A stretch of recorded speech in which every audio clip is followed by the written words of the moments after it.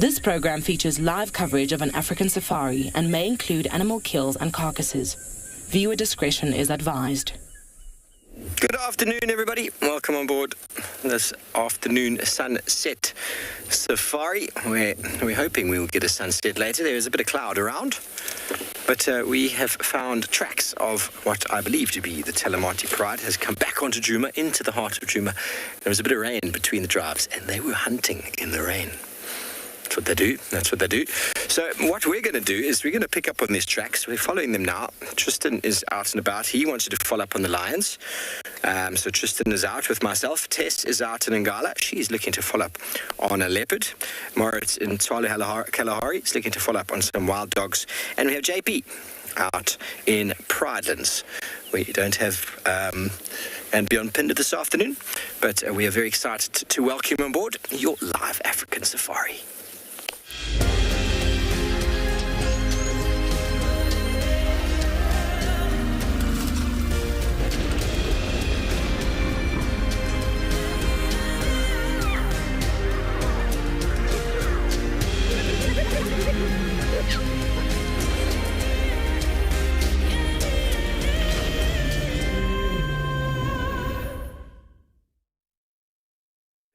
Good afternoon, everybody. Welcome on board my vehicle.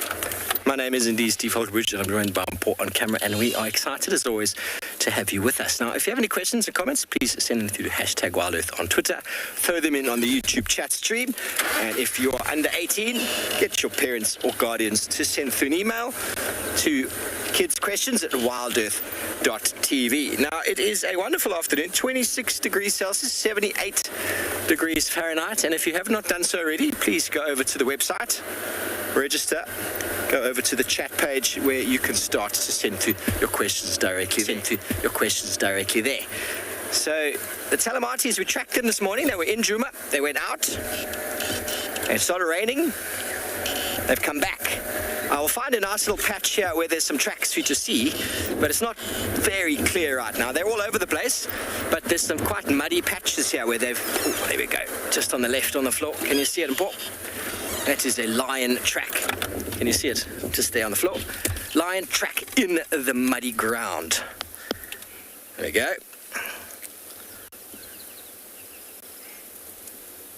Very good. So the whole pride has walked this way. We're actually going to slowly head back towards sort of the watering holes because we had a whole lot of zebra and wildebeest tracks on our way down that seemed to be moving quite quickly, and I didn't think too much about it. Sorry about that, until we found these lion tracks. So they came in, and they are definitely hungry. Definitely hungry, but I was asked a question this morning, like, what will storms influence the hunting? And, well, lions will move, as will leopards in the wet. It wasn't crazy rain, it was just, what would you call it? A very nice soothing rain that helped us have a nice little morning nap. But we've got to be very aware and alert because, as was with this morning, I had visual of a female leopard, and then she disappeared, and we never saw her again. So those tracks seem to have gone through there. No, there's still one. Still one in the road.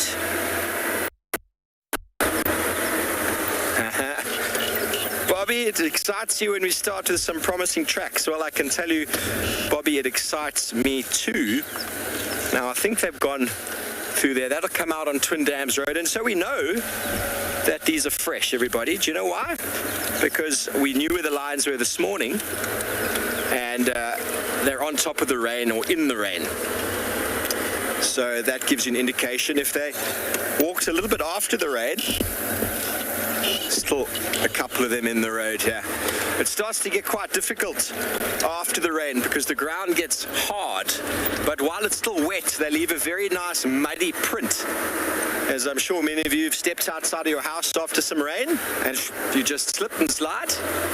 Well, that's exactly what happens. Okay, so here we come into a junction. Junction's always very important because the lions either go straight down to the river, which I doubt, or they're going to turn left or right. I'm thinking they're going to turn left. And Paul, what do you think? Left? I'm thinking they're going to go left. But just have a little scan, just to check the road in front.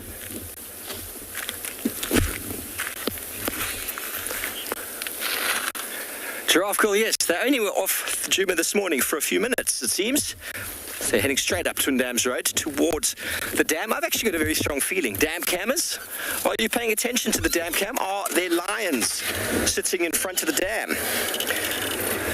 So yes, it's lovely that the lions went off for 5 minutes and came back again. That's always a wonderful thing. Now this bit of road is tough. This is a hard patch.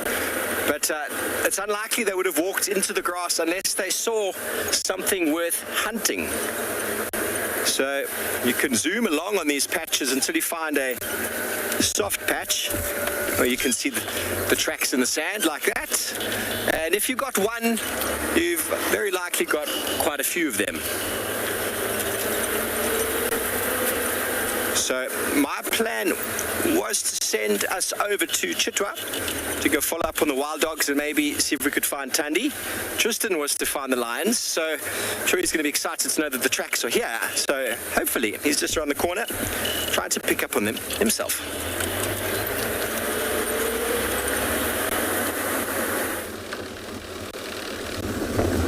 Well, good luck, Steve. Hopefully you find what you're looking for down in Chitwa. There's lots of things happening down there this morning, so I'd imagine that Steve's going to have some luck between the dogs, and I think Thandi was found there this morning too, so maybe he'll get lucky with her as well.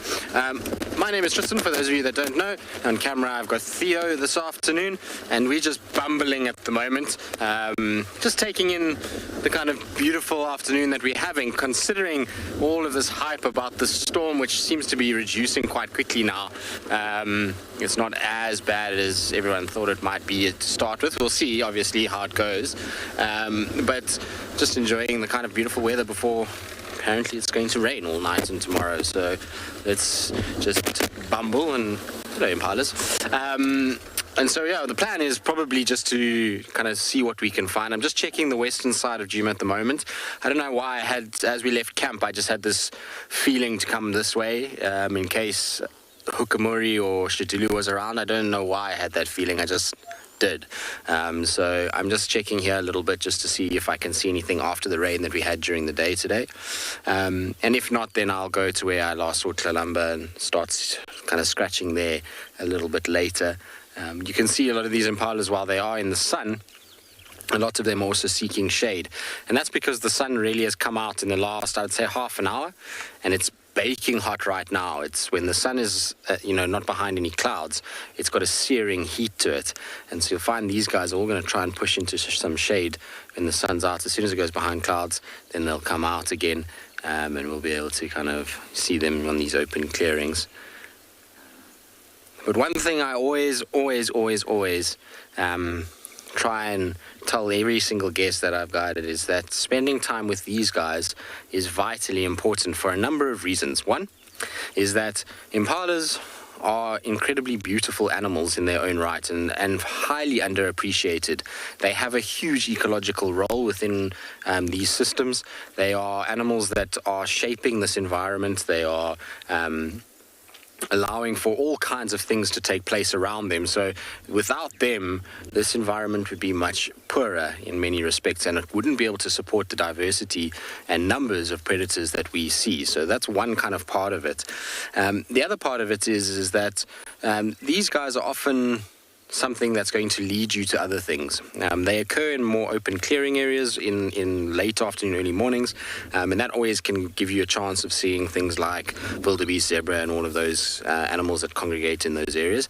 But also with them is that often just sitting like this, you'll either, they themselves will start alarm calling if they see something, or you'll hear another alarm call, or you'll see a bird that you can kind of have a little look at. So I find spending time with them is a really kind of good thing to do, particularly if you don't have too much in the way of leads, of tracks and things like that.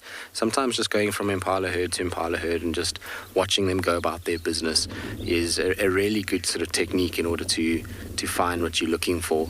I think they are the most magnificent little creatures. And what I always say is, if there were only 10 impala left in the world, everybody would want to see them. because of the fact that they're so pretty. Libby, life expectancy of an impala in captivity, I mean, they can get to about 12, but here in the wild, very, very seldom are you going to get animals getting anywhere near that. And the reason for that is because they get so heavily predated.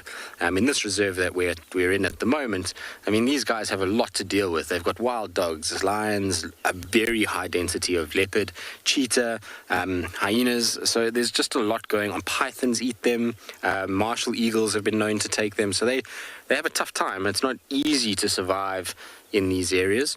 And so when you start to age in the wildlife terms, is that you'll often, unfortunately, be picked off because you start to become slightly slower and therefore an easier target for predators. So in the chase, you might not be as quick as the one in front of you, and you unfortunately get grabbed. So, they don't live their full expectancy. Mostly, I mean, there'll be anomalies here and there that will get there. But for the most part, as they start to slow down, they unfortunately get caught by the various predators that hang around these areas. And they then kind of, unfortunately, like I say, don't make it to a fully kind of lived life. But that's part and parcel of being out here. It's the same as a lot of predators don't make it to what their kind of life would be in a captive environment. It's the same thing. Living out here is not easy, whether you are a big predator or a little small impala. I mean, everybody is in a constant struggle to survive. The only ones that probably have it fairly easy in comparison to everybody else would be ellies. The ellies, typically in protected areas like this, are having it much easier. They're not having to worry so much about, all the kind of things that impalas and leopards and the likes worry about. There's not very many things that hunt them. They find food pretty easily, being herbivores, and their ability to dig and use tusks to pull bark off and things like that means that they typically can find food even in the harshest of winters and drought periods. They still seem to be able to do what they need to do. All right, it's always nice when we have a new face that comes on, and so let's send you across to Pridelands. I believe JP is going to be taking us out there while Taylor's away for a little bit, and so hopefully he'll have a wonderful afternoon and enjoy his drive with us this afternoon. Good afternoon and welcome to Eco Training Pridelands. My name is JP Leroux, and behind the camera we've got Gerrit. At the moment we're sitting breeding herd of elephant, approximately some 50 to 60 individuals that are busy feeding. It's also quite interesting to note that there's a number of swallows that's actually swift, which is busy flying in between the elephants. And as these elephants are walking, these guys are also creating a meal opportunity for these swallows as they're disturbing insects. Going back to the breeding herd, a group like this, 50 to 60 elephants, it's quite a nice size herd to find. However, we also often find that they often get much bigger than this. And sometimes we even find herds of up to 200 to 300 elephants when it comes to a breeding herd. As you can notice, there's a large number of different sized animals, and most of these are also females and they're young. Sometimes we've got young males in these groups. These guys will normally be between 14 or 15 years of age. After that, they get given the boot, and then they will join into bachelor herds, which they'll spend pretty much for the next 10 years of their life, and approximately by the age of 25, those young males will be able to start reproducing. Going back to the breeding herd, we've got a little elephant over here right in front of us that's busy cleaning off a shrub. It's full of sand and it's quite smart, and what it's doing is removing the sand to prevent that the sand can damage the molar teeth. Some of you might know that elephants actually have 6 sets of molars throughout their life, which is present at different times. However, when it comes to the largest set, when that's then worn out, they will no longer be able to feed successfully. Good afternoon, Jackie, and welcome to the show. If you have a look at the elephant that is all brown in color, this elephant has recently gone for a swim at Ndlovu Dam. It covered itself with water firstly to cool itself down, had a little bit of a roll in the mud, and then still sprinkled itself full of dust. So the aid of that is to protect it against parasites, but it also has a cooling effect. And what we find is quite often that the mud and the soil will later on peel off, very similar to having a facial, and then the ticks will also fall off. So quite often what we also do find is that these individuals that are full of sand and mud will quite often go up to a tree where they'll go and rub themselves for quite a long little time to get rid of those parasites.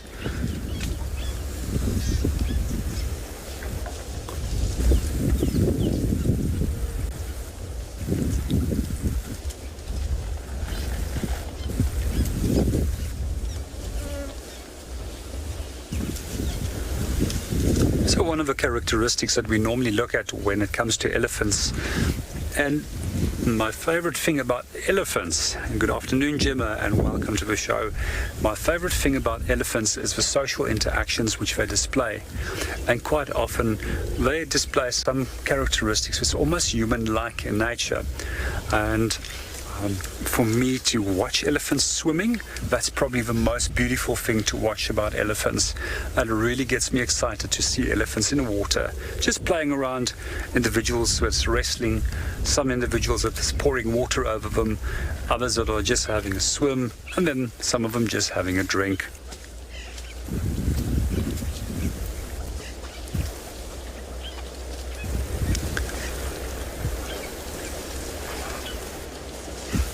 So when it comes to elephant cows, it's quite actually easy to separate them from bulls. So when we look at the forehead profile of the female, just see if we can zoom in on one of the cows, you'll notice that they've got a pretty square-shaped head profile, unlike the bulls, which has a pretty round head profile. And the reason why the bulls have round head profiles, this is to create a bigger surface area when they are wrestling against one another, when it comes to fighting for dominance. However, with the cows, they don't need this. We also quite often will notice, if we do look at the cows, just like rock hyraxes, they've got mammalia in the front legs, that's the teats, simple. And what we'll also notice is that they fairly have a straight angle from chest to groin compared to the bulls, which has quite a sloped angle from chest to groin.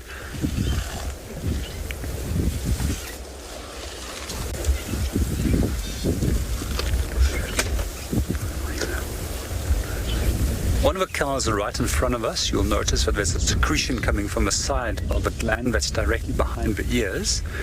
And the reason why that happens is quite often when individuals are stressed, that we'll see that they will also start secreting glands from the temporal glands. However, quite often when we do come to find bulls that have the temporal gland secretion, we often find it as that they must, or either that they are also stressed.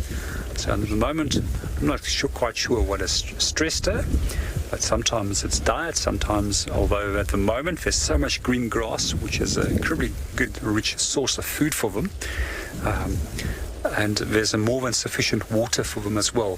So generally it's a characteristic I've noticed is more common with cows at the end of the dry season, when there's very little food as well as very little water around. Just while we're on the topic of what they were eating earlier in terms of grass and being an abundance of grass, we find that in the summer months they tend to feed more often on grass compared to the winter months, where they will actually feed more on leaf material and a wide range of other things. What I'm also hoping to find in the next few days is a few marula trees. I haven't had a few marulas for myself lately, but hopefully we'll see an elephant or two enjoying the marulas on the trees as well.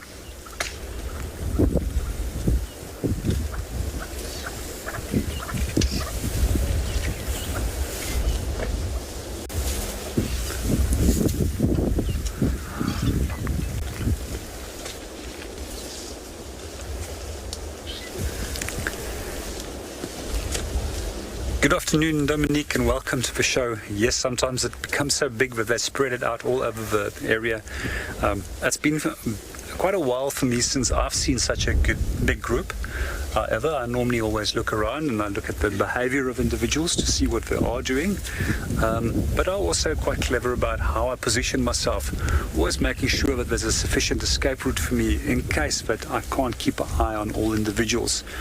So normally what we do is we drive, stop, look at what they're doing, then go a little bit closer, judge their behavior again, and then we'll decide if we're going to stick or go a little bit closer with a group.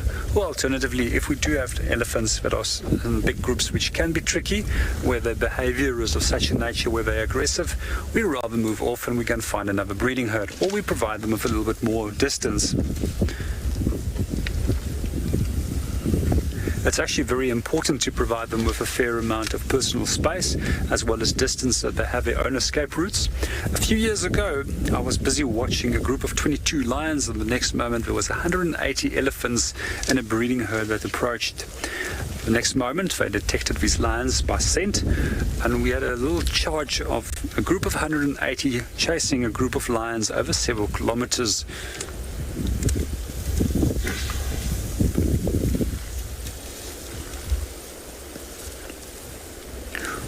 With a situation like that, if you don't have enough personal space and you don't have yourself in a position where you don't have an escape route, you can actually find yourself in a bit of a tricky situation.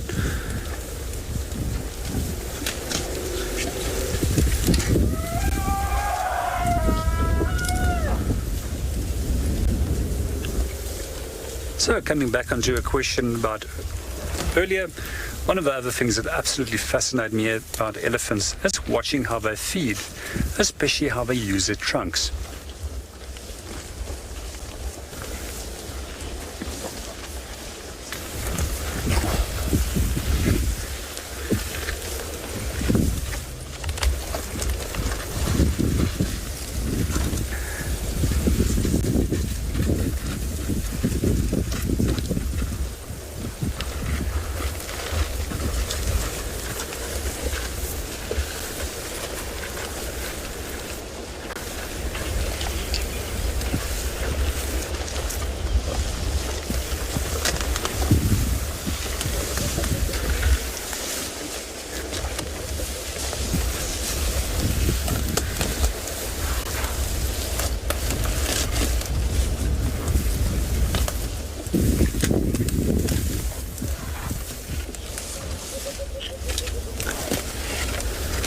Good afternoon, Jennifer, and welcome to the show. They've got fairly small eyes compared to their body. So they also don't have very good eyesight. Now, if I remember, I read something once before, a long time ago, that they actually can see up to 50 meters if something is standing still, or moving, my apologies. However, if it's an object that's standing still, their eyesight is not so great. However, their hearing is amazing, and also their ability of smelling is incredible. And on top of that, they've got very specialized cells underneath the feet, which is known as a Pacinian operculus, which can detect vibrations which is unaudible to the ears. So for the one shortcoming in terms of sight, they've got several other adaptations where they're very well equipped with.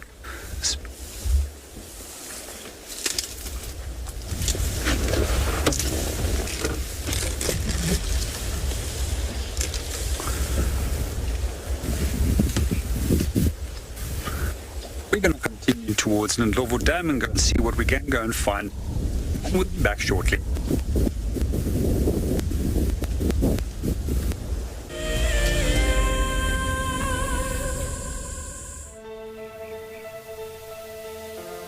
How insane is that animal? This is out of this world. Fantastic. Good, Mama. Wow, what a way to start off. It's just such an incredible privilege to be out here. It just keeps on delivering. There you go, there you go. Heart is pumping right now. 3, 2, 1, you are live, you are live. Look at this, everybody. We've got a live kill.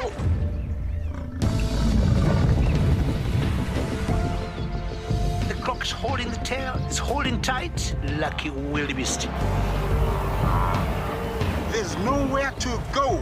This is a disaster in the making.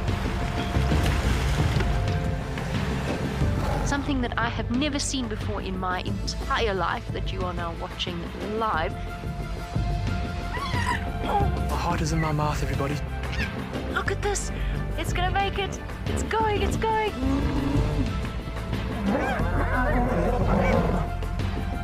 This is just too magical. Hi, little guys. That's great, isn't it? Look at that. Scuba Steve has got a friend. You've got a friend in me. It couldn't be a better morning. This is just too special. Oh my goodness, we've got a turtle. How epic is the fact that we're coming to you live from the Chobe River? It's the most incredible feeling to be here. This is live, and we're in Rwanda. This is a very, very different adventure, charged with emotion. I did not think I would ever face my fears like this. What makes Anbionpinda Private Game Reserve so special is our massive array of habitats. And with that comes, of course, a beautiful diversity of landscapes, but also an incredible biodiversity in terms of plants, bird life and animal life, as well as, of course, our conservation success stories with cheetah, with rhinos, now with pangolins too. Catch up with the guides daily here on Wild Earth.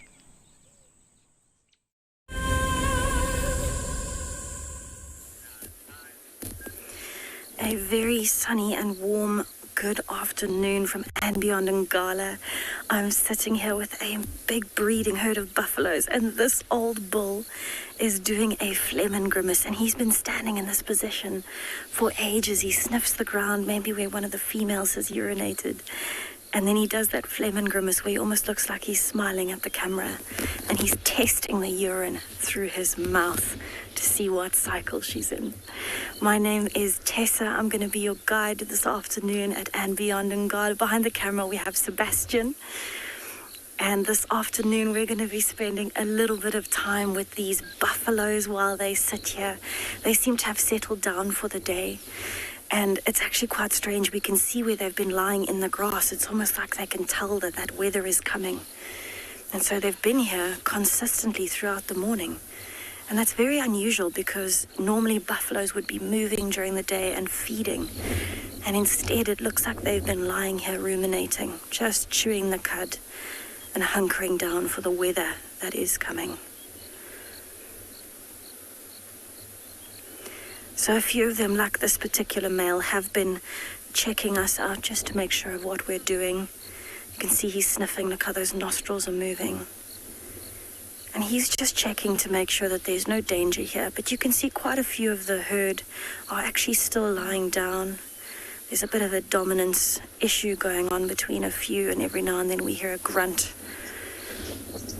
And this is just the back end of the herd. The rest of the herd seems to be through the thickets to the backside of where they're all lying down. There's some females together. There's even some calves here and a big male there. And the wind is actually incredibly strong today. And I think that's part of the reason why they have been lying down.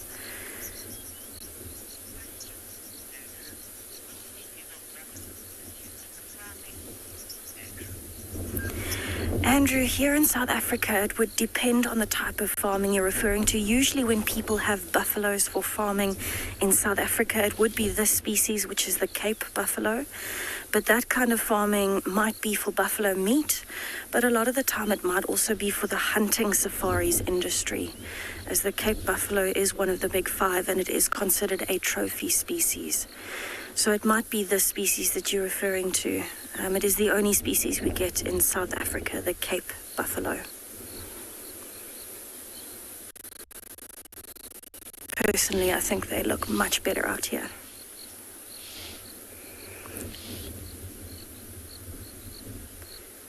So the females in particular actually seem to be a bit more interested in us than the males at this point. You can see the females are the ones that are actually looking over at us. And I know that they're females because you can see in that frame, the male was behind and he's got a much bigger set of horns, but also have a look at his body size compared to the female that's on the left of the screen. He's quite a bit darker and he's taller. She's got a lot more brown on her, but if you have a look at her horns, you'll see in the middle where the horns meet is quite flat and there's a bit of hair. The males in that section have a massive, lumpy, thick section of horn called the boss, which is used for fighting. And it's one of the easiest ways to tell buffaloes apart. There you could actually see it a little bit when he lifted his head behind that female.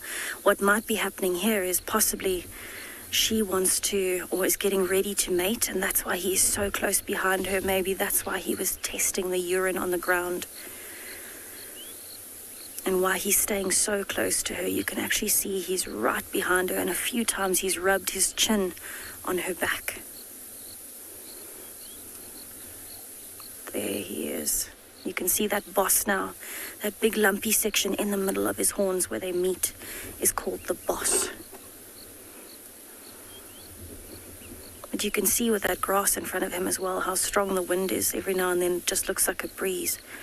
But this wind is very, very strong.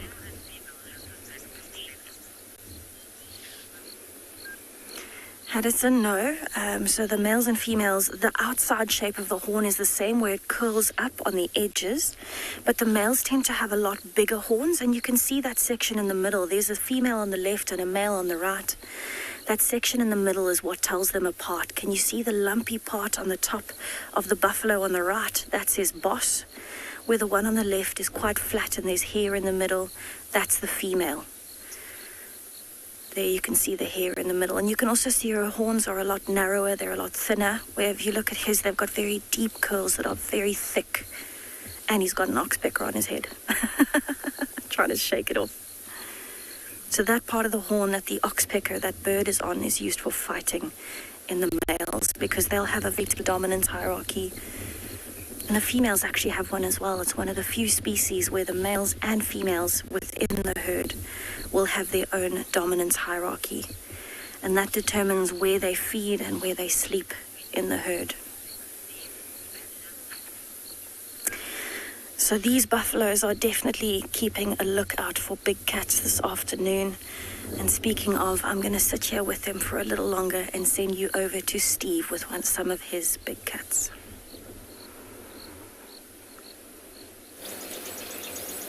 Yours coming? Thanks, Tessa. Well, I'll come back, everybody. We have managed to find a portion of the Talamati Pride, 4 individuals. Tracks are fresh, and we found 4 of the youngsters. Now, there's one lying down in the shade. He had a little young boy. He's going to get up in a moment and follow the other 3 that are in front of us now. They're trying to smell where the family's gone. Oh, yawn, yawny pants. There we go. Up you get. It's a young boy. And the other 3, he's going to head straight over to them now. Other 3 are just in front. They're busy sniffing and sniffing and sniffing. The pride of 15 or 14, 15, 14. We're all through here. And it's very common for lions to lose each other when they're moving and in the hunt. And no doubt the females probably decided to move a little bit further. There was some activity of giraffe that had been running on the road before. I nearly turned, and then I had a look at some giraffe tracks, and they went in one direction. We took a different road, and we found the fresh tracks again. So I think that big male giraffe got away. But this morning, Tristan had some buffalo, only a few buffalo tracks that headed sort of in this general direction. So it's possible that the pride has been tracking them, or they were for a little bit anyway. And then I think the rain might have influenced that. There we go, look at that. In the long grass, you can't even see them. So very easy to drive past them at these times of year. Very easy. And there could be a whole pride right there. You wouldn't even know it. So can you imagine being a poor little prey animal?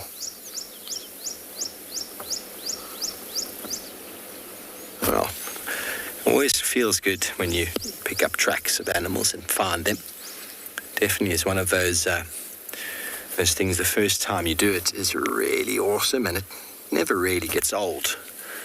Okay, I'm going to move up the road here and see if we can get a better view. Rosin, how big are lion's teeth? They're bigger than mine. About, canines are about this big. I couldn't tell you the measurement. I'm sure someone's measured. I don't think these guys will let me measure. Okay, so I don't know why they're all walking there. It's obvious that the pride has walked up this way. There we go. They finally picked up on the smell, that one in front. You've picked up on the smell, have you? See, lions don't follow the tracks, they follow the scent. And they probably got tired. They thought, what on earth are you doing moving in the day, Mum and Auntie and older sisters? What are you doing moving in the day? So the tracks are clear as day to me on the road now, but the lions probably would have lost the scent of it, but it's still residual. There's still a residual scent there that they are now following. So let's move up. Follow them. They're heading directly east. So they did a big loop. They came in from the west, came into the middle. There's another one coming up over there. Here we've got the other three.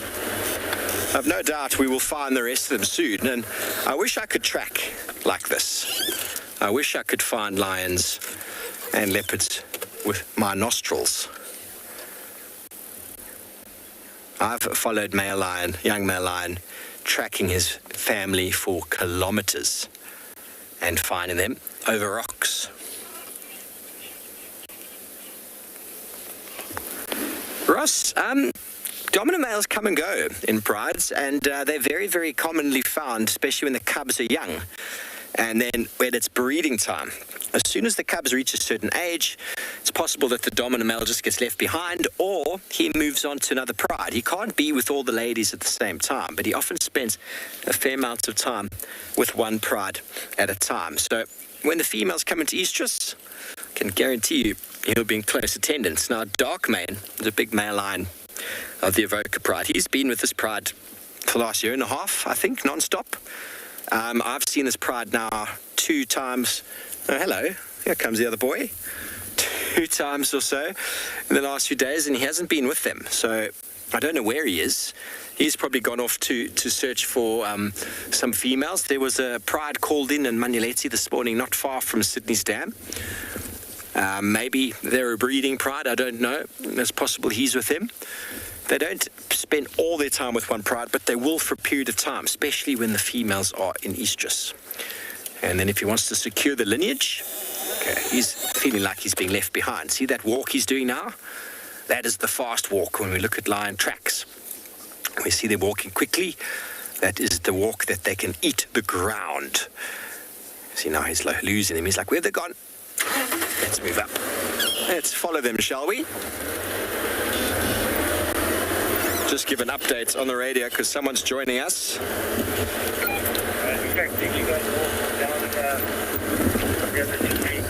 Okay, well, we'll follow these lions. I'm sure they wouldn't mind finding some buffalo, but it seems like Tessa has already found some of those herself.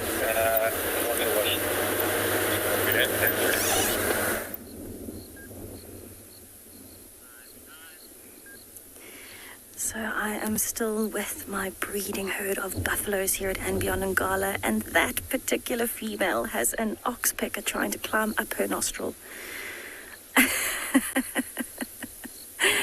You can see it. She's struggling. She's trying to get it off. I think it's a bit ticklish. Oh, it's a young male, actually. Have a look how it's chewing the cud still, so you can see there the mouth is moving. And that oxpecker is inside of this buffalo's nostril. And that's pretty normal because the ticks will go anywhere that there's a very good blood supply, and the nose is a fantastic organ with a lot of blood supply in it. So it's a nice soft area for the ticks to bite and get some fresh blood. And that's exactly what that red-billed oxpecker is looking for. So I heard Steve talking about the dominance in lion prides if there's a dominant male.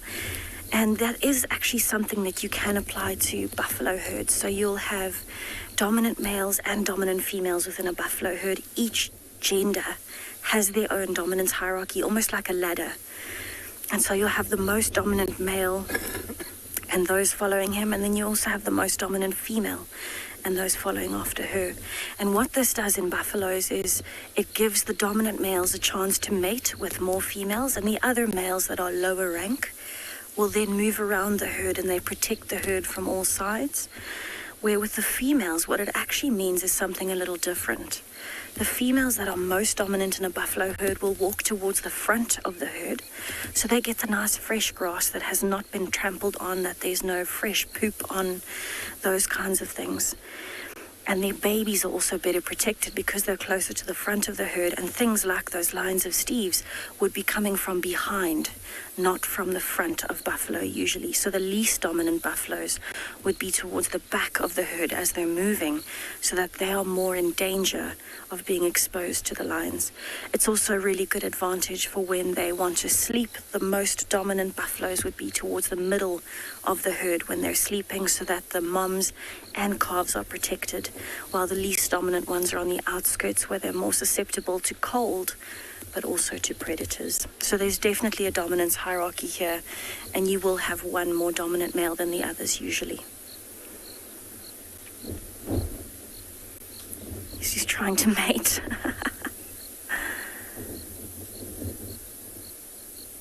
So mating in buffaloes can cause quite a stir.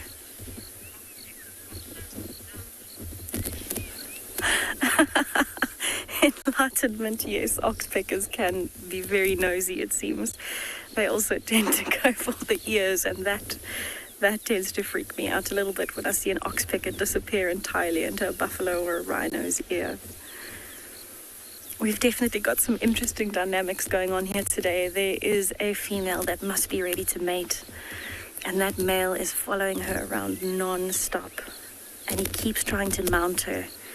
And that can be quite an affair. I mean, imagine with 50 other buffalo around you. There's not a lot of space here. So it can be a bit of a challenge, especially since the males are quite heavy. We actually saw a very tiny calf. I don't know if you can see it in the grass.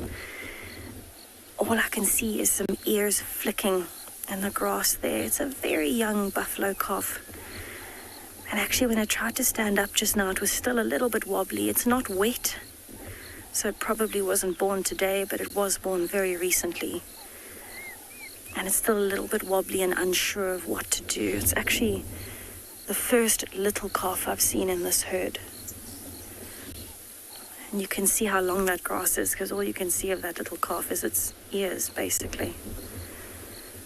I don't know if you can hear the wind, but this wind is incredibly strong today, and we know we've got that weather coming in. And I was thinking about it earlier. You know, it's really not normal behavior for the buffaloes to be this still in one position for so long. And I think they can feel it coming, so they've chosen a clearing. There are some thickets behind them. There's some thickets behind me. But it's a nice big clearing where they can hunker down for this weather that is coming in. So that oxpecker, oh my goodness, have a look at that. It's actually doing what we call scissoring. So if you have a look at its beak, it opens and closes its beak very fast while moving side to side through the buffalo's hair. And what it's doing is it's trying to feel any ticks that are in there that it can pull out. So oxpeckers can actually be quite a lifesaver for buffaloes. Gets quite a lot of those itches out, but they're also really, really good at warning when there's going to be predators coming. And so not only are they sorting out the problem of a pest or a parasite, but they have a very particular alarm call. And when that alarm call sounds from those oxpeckers, because they might have better eyes or a better view of lions coming in the grass, the buffaloes will take very quick notice of that noise.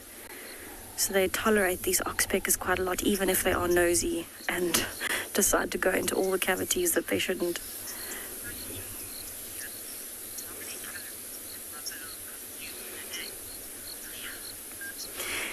Ian, I'm not sure exactly how many calories it would be.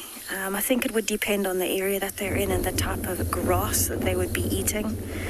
But they do need to eat almost all day, and if they're not eating, they're chewing the cud. So it would be a large amount of kilograms of grass in a day, and bear in mind all they eat is grass. And the reason that they have to eat so much is because grass is actually quite difficult for the digestive system to break down. So if I was to estimate how much grass a buffalo would eat in a day, I'd have to say more than 20 kilograms of grass, probably a lot more, but I can certainly check and find out for you what the calorie value might be. It's part of the reason why buffaloes chew the cud, is because that cell wall of the grass is so difficult to break down. So they have to keep regurgitating it and chewing it so it grinds it down and they can actually access those nutrients. But being so big with such a large body and those kinds of things, I would imagine it would have to be quite a lot of calories in a day.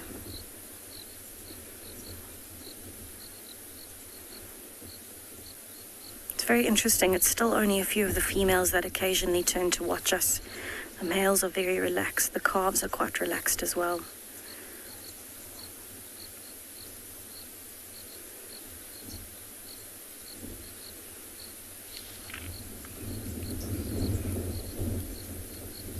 I don't know if you can hear that very high-pitched bird in the background. That is the red-billed oxpecker.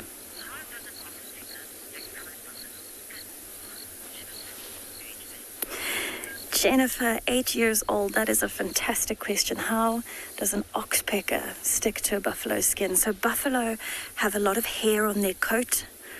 And there you can see an oxpecker sitting on the back of that one. So they actually have very flexible feet with little claws on them. And so what the oxpeckers do is when they sit on any animal, they'll use those claws and those flexible toes to cling onto the hairs and sometimes even onto the folds of skin. And they do it incredibly well. Look at that one hanging on the side of this buffalo as it's going. So you can't even see the feet. It's clamped so tightly. The feet are clamped into little balls around the hair of the buffalo. But it is amazing to think that they can hang on so well.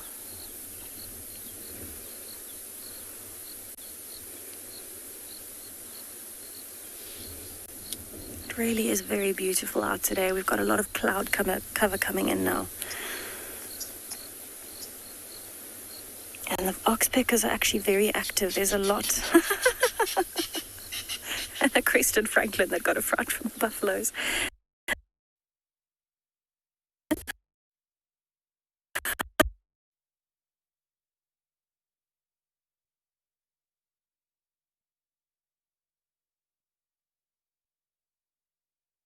This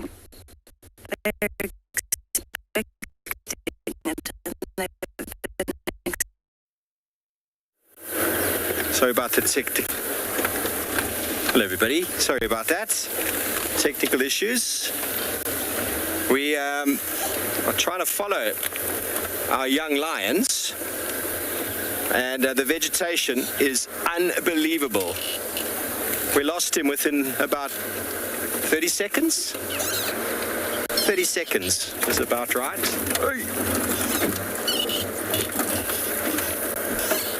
Getting stuck on the vegetation here. Sorry, Paul.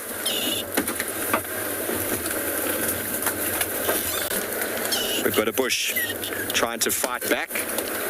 Sorry, bush.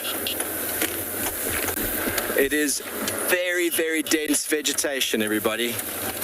Now, this is when being able to smell the lions will come in handy.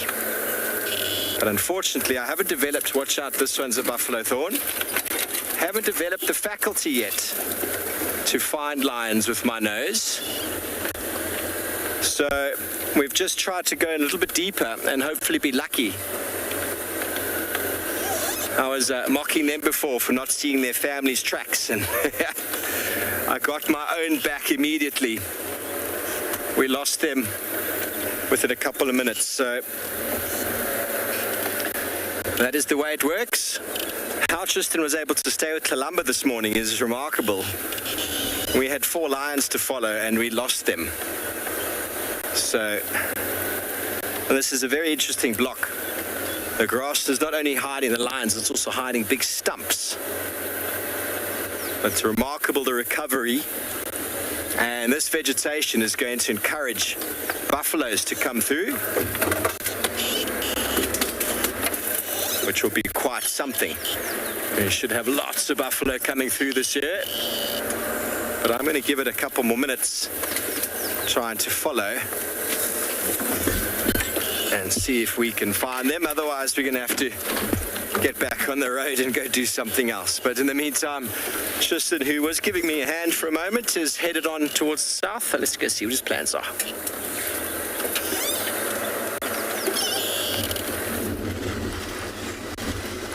Well, hopefully Steve finds them. I mean, he's done a good job so far this afternoon in finding them. Not easy to track after rain like we had today, because all that rain did, it wasn't enough to really soak the roads. It was enough just to create this little crust, and tracks are actually quite tricky to see. So he's done well already, and I know where he is. It's not going to be fun following him there for now, but I'm sure they will come out, and I'm sure he will get them. It's interesting because it's right where Tlalamba was this morning, where those lines are, so you never know. Maybe she was successful today and they kind of heard her. So you never know. I'm busy kind of slowly making my way to Chitwa, but going very slowly, and there's a simple reason for this, is because Steve said he saw a leopard here this morning, which I don't doubt at all. He had the tracks for it and everything. But what I do wonder is which leopard it is, because we were sitting with Tlalamba at the time, so we know it's not her. Thandi was on a kill on Chitwa, apparently, with the cub, so it's neither of them. I can see the track here from where Steve marked it this morning. So it's neither of them. So who this is to me quite interesting. I mean, I suppose Kuchava could potentially be here. It would be surprising if it was in this area. This is a little bit far to the west for her these days. She has come in this direction before, but it's a little far to the west. So it could also just be a skittish female. I mean, it could be the likes of even Luna, but again, very far south for her. So I just want to try and scan. If you have a look here on my left-hand side, where these tracks went in, because I just saw the vehicle tracks for Steve going in this direction. This area here looks beautiful and open, but the grass is quite long, so tricky. But what you do see is a beautiful stand of marulas that is all across here. And as we've seen over the last few days, our leopards are using these marulas a lot to lie in, particularly when it gets a little bit warmer and it's during the day. And so I wonder if maybe she's not lying up in one of these trees here, and that's why I came here, is just to check these trees very, very carefully. In grass this length, if she's lying down, we won't get her, but with the trees the way that they are, and like I say, the sun being out, you never know. Maybe, just maybe, we get lucky and we are able to kind of find her lying up in a tree here somewhere, and find out who it is. It's definitely a female track. I just saw it now as well. I said Steve is 100% right. I mean, I always trust Steve's judgment when it comes to tracks. He doesn't give himself enough credit for his tracking ability, but he's actually very sharp on them. In fact, he's probably can track some animals better than myself or even Steph. We did a kudu track once, and Steve absolutely hammered Steph and I. So, you know, some animals he's pretty sharp with. So I trust his ability with the tracks themselves, and I'm sure, you know, we'll be able to find her somewhere here if she's not too skittish. If she's skittish, well, then it's going to be tricky. Anyway, we're going to carry on. In the meantime, we're going to send you, I think, across to the western side of South Africa.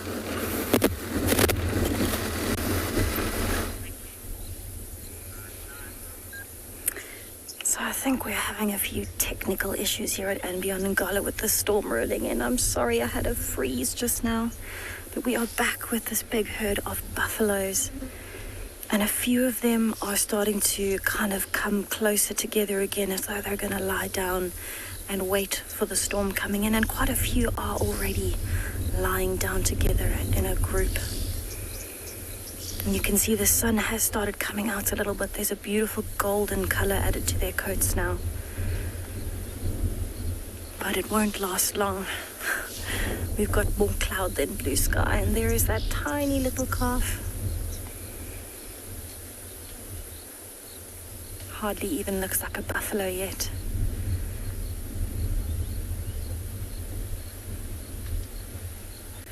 So it's staying very, very close to mom at this point, which is very good. It shows how young it actually is. But I think the flies are bothering it. You can see the tail going and the legs constantly moving. A lot of new things to experience for a young calf, especially with a storm like this coming in.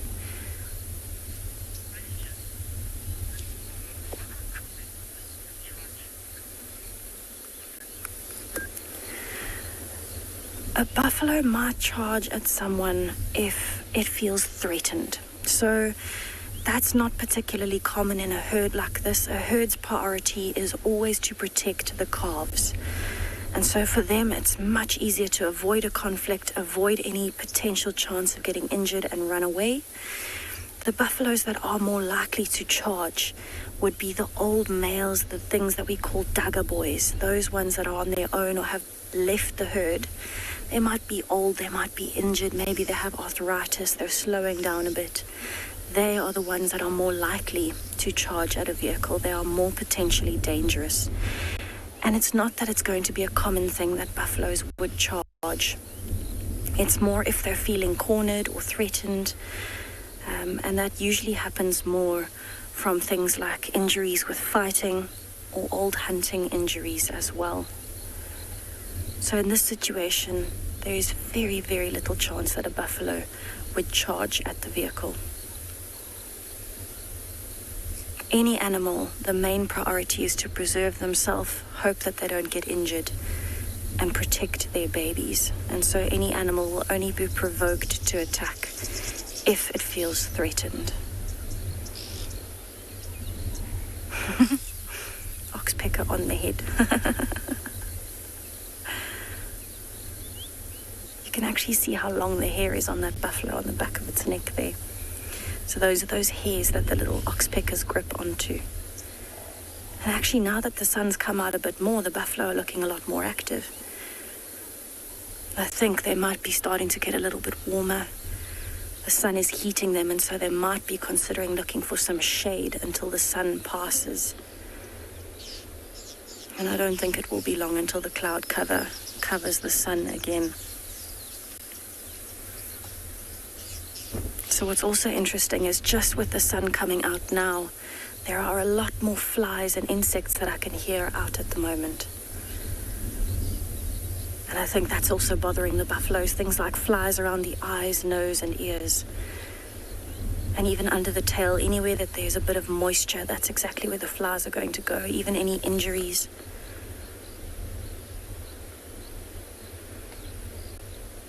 You can see they're getting quite frustrated, flicking their ears, tossing their heads to the sides, trying to chase those flies, maybe even trying to chase oxpeckers.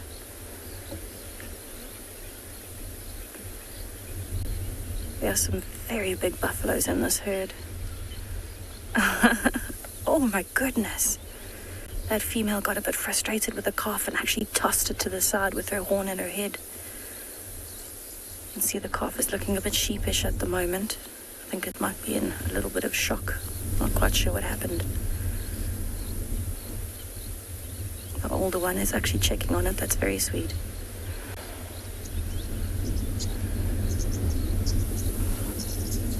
That female looks like she is a little bit on edge. What she might be able to smell is actually the Makoti male or some hyenas, because where Makoti male has had his carcass recently, he's a big male leopard, is very, very close to here, probably about 200 meters north from where I am is the last place I saw that big male leopard, and so there have been some hyenas around as well. And perhaps that's what these buffalo are smelling. So I think what I'm going to do, I'm actually going to leave these buffalo to start settling in again. We're going to carry on towards the Timbavati River and see if we can find Makoti male for you.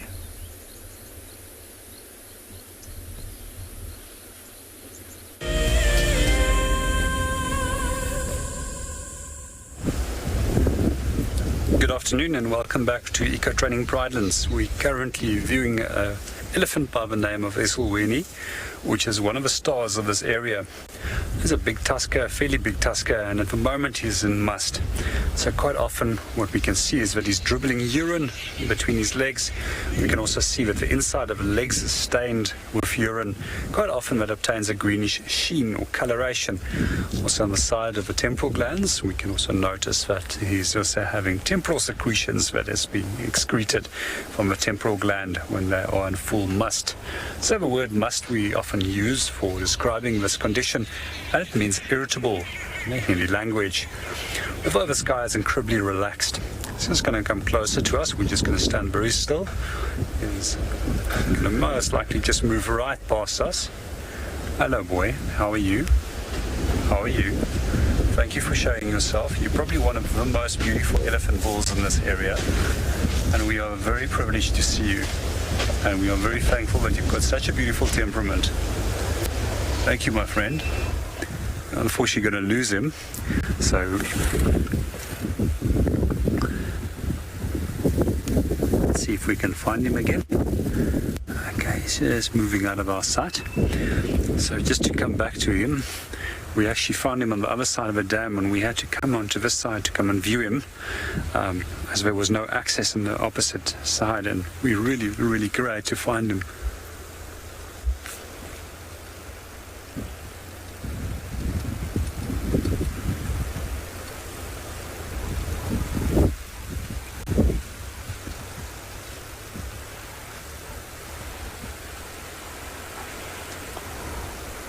And just back on a breeding herd now as well.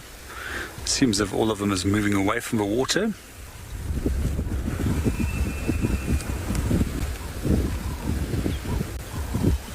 So our second breeding herd for this afternoon that we found, it's also a nice size herd, also probably in the vicinity of 40-50 individuals.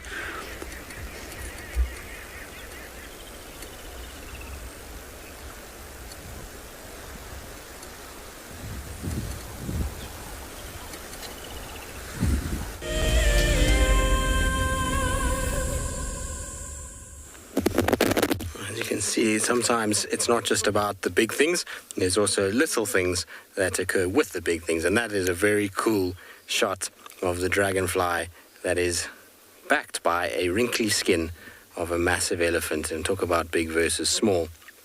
You can see there's the Ellie and the dragonfly just sitting, and there's a tiny little elephant too. There are elephants absolutely everywhere this afternoon. They are, I mean, I literally have driven every road, and all I've seen is elephant tracks and elephant bottoms disappearing into the grasses and bushes.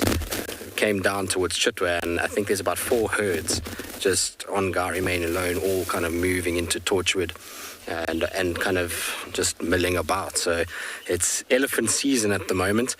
I wonder if they are moving kind of up and onto the crest for a reason. It's always interesting. You know, we talk about the fact that they can sense weather changes, and a lot of what we use to do that is, you know, experience based off coincidental stuff, as well as, you know, you can draw conclusions when you see something happen, and you kind of can sometimes make links where there aren't. But it's definitely interesting to see every single elephant that I've seen is heading to a crest. It's all heading up to the marula areas, which we know is food, but marulas also happen to be on the highest ground, or highest points in this area.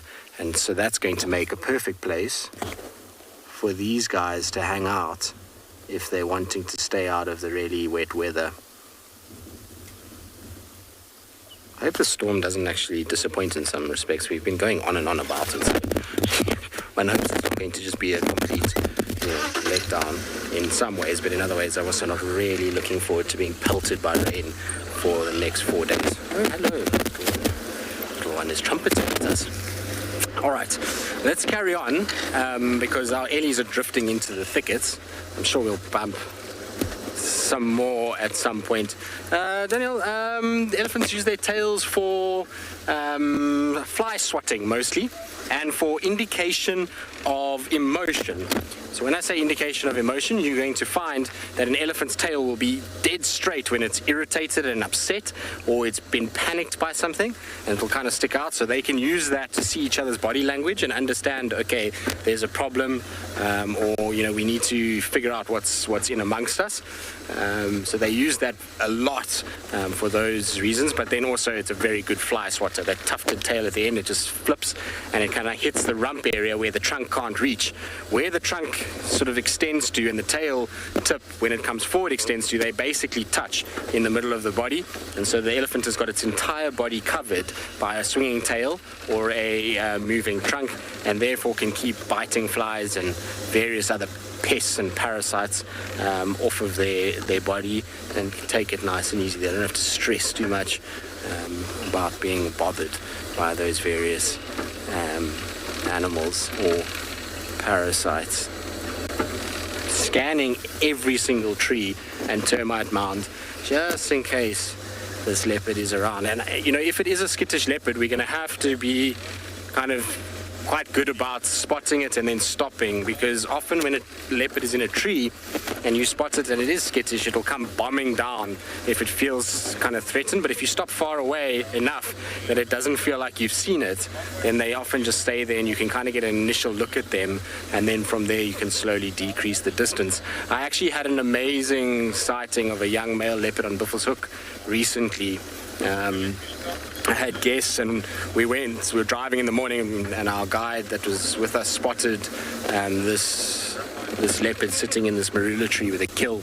And as we kind of turned the car, this leopard just came down and ran, so very skittish.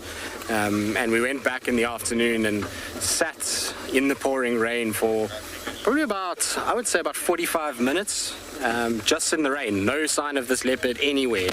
And eventually we heard an alarm call. We saw this leopard right in the distance, and slowly but surely we decreased this distance, and eventually we got to the point where, you know, we had this really cool sighting of this young male leopard. It was such a special experience. It's one that I'll always kind of cherish. I love those kind of moments where you start to earn a trust of an animal slowly but surely. Okay, we're going to carry on. We're going to hopefully find some sort of sign of this cat. In the meantime, though, let's send you across to Tessa and see how she's getting on.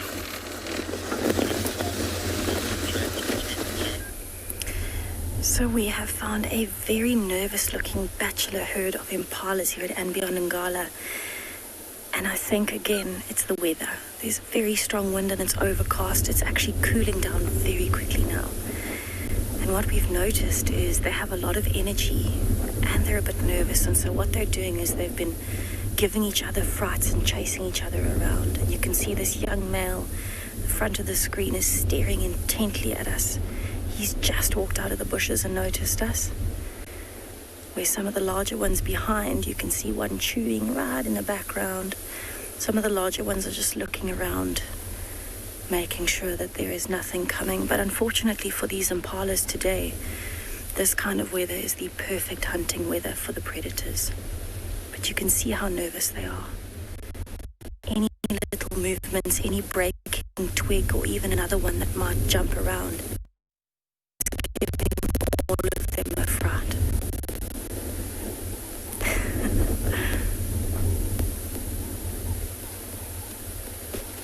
There are actually some very beautiful males in this herd with very big horns, and so this is quite normal for them. These are the males that have been kicked out of the breeding herds, and in this herd they all have their own dominance hierarchy as well, to try and take breeding herds that will start rutting in May. All these males will be fighting, some of them to the death, to take over a breeding herd. So I'm going to sit here for a while and see what happens, see if they maybe get into some more dominance fights. And speaking of predators that are more active today, I'll send you over to Tswalu with their wild dogs.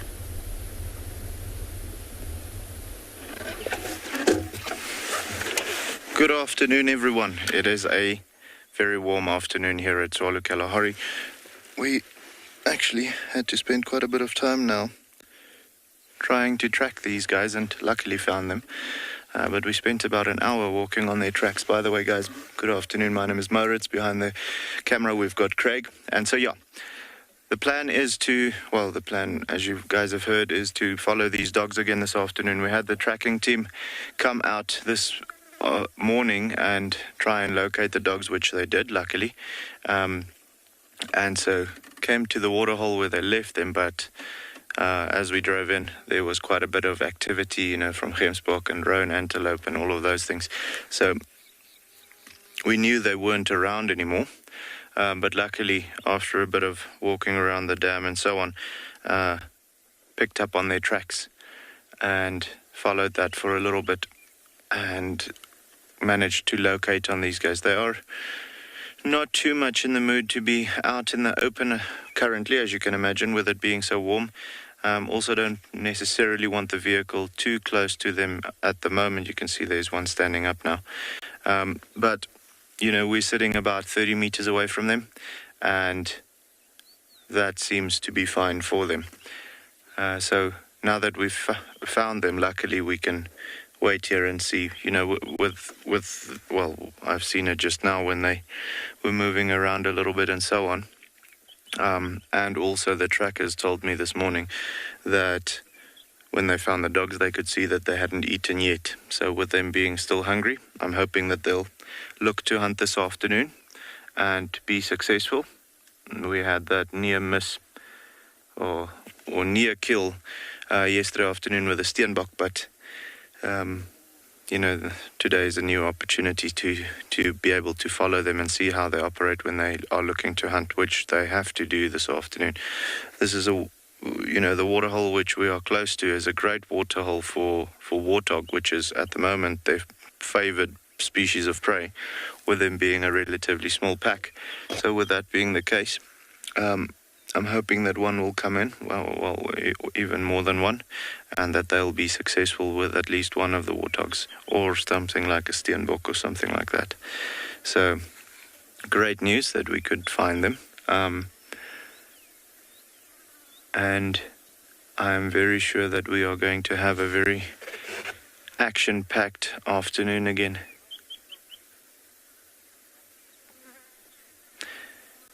Jane, you're absolutely right. Tsolo is very green at the moment. It's beautiful to see the bush as it is. Throughout South Africa, it's just stunning to see how the vegetation is recovering, but particularly over here, up until, about September time here, we had bare sand mostly. And now it's just an ocean of grass and flowers and trees full of leaves and so on. So it's very positive for the year that lies ahead. All of this vegetation will definitely be able to carry the herbivores through winter and into early summer, which is typically a little bit more dry for us. So that's the critical time. That early stages of summer when it's very warm but have not yet rained. When the water starts drying up and the vegetation is absolutely very low, the herbivore's condition can drop very quickly, and a lot of animals can get lost if it is a harsh year. We've had 5 of those, so we are very happy that it looks like it's not going to be the case this year. Well, I'm relatively certain that it won't, but just stunning to see the bush, as beautiful as it is. Yeah, guys, as you can see, very lazy, the dogs at the moment. So I don't think they'll get active just yet. Like I said, it is a very warm day today here. We've got just over 36 degrees Celsius, so nice and hot. And the breeze isn't really blowing at the moment, so you don't have anything cooling you down currently. There's a little bit of a drizzle with a wind, but it's not really going to cause the animals to start moving any earlier than they're supposed to. So now we just have to wait here with them. Luckily, now we have them. It's always the trick to find the dogs before they get mobile. As soon as they start moving, to try and find them, then you literally have to bump into them. Egbert, yes, there is only one pack in this region of Tsolo currently, the 4 dogs. Like I said, it's a relatively new pack. So exciting times with them now bonding, an alpha male and alpha female. And hopefully soon we'll get pups, which will be able to enlarge this pack. So yeah, very, very positive. Very happy to have the dogs around again. But yeah, lazy, lazy, lazy. Only seeing the ears at the moment, flicking every now and again.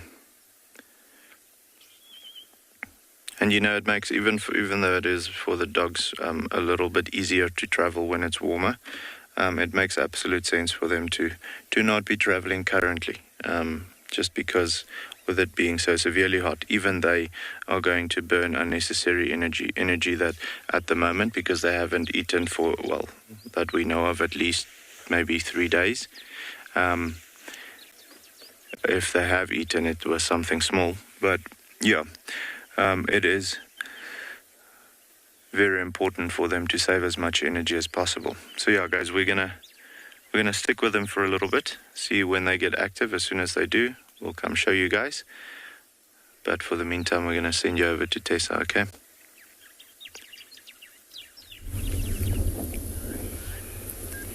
So we are back here with the bachelor herd of impala that are looking even more nervous than before here at And Beyond Ngala. And the weather in the last 5 minutes has taken quite a turn. The wind is blowing incredibly hard now. And I can't see any blue sky anymore. And you can see a lot of them are staring straight into the wind right now. Especially the younger ones seem to be a lot more nervous. You can see he's moving that one ear, his right ear, backwards, listening behind him. His left ear is trained more forward so he can hear what's coming from in front.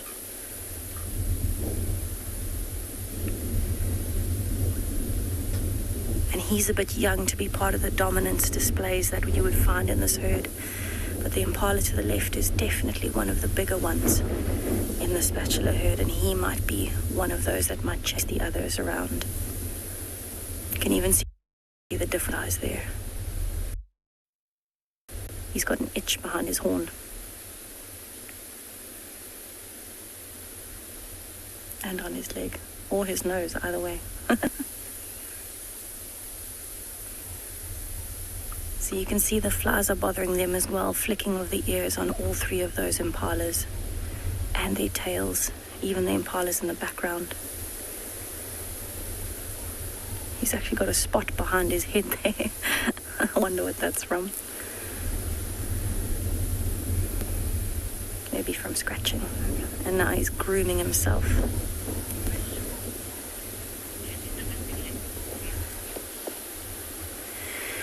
Thando, I think being herbivores, they're definitely more prone to being domesticated than things like the cats or the predators. I do know of cases where baby impalas have been abandoned, or maybe the parents have been killed on farms and stuff. And those impalas have been brought up in the yard. So I think it is possible. I think you always want to be very careful with wild animals. I wouldn't suggest domesticating any of them. But it certainly is possible. But I think you'd always want to be careful. They've got very sharp hooves, very sharp horns. And all it would take would be maybe a bit of a nervous attitude and something that sets any wild animal off, and it could result in a possibly dangerous situation. I definitely think all wild animals look much better out here than they would anywhere else.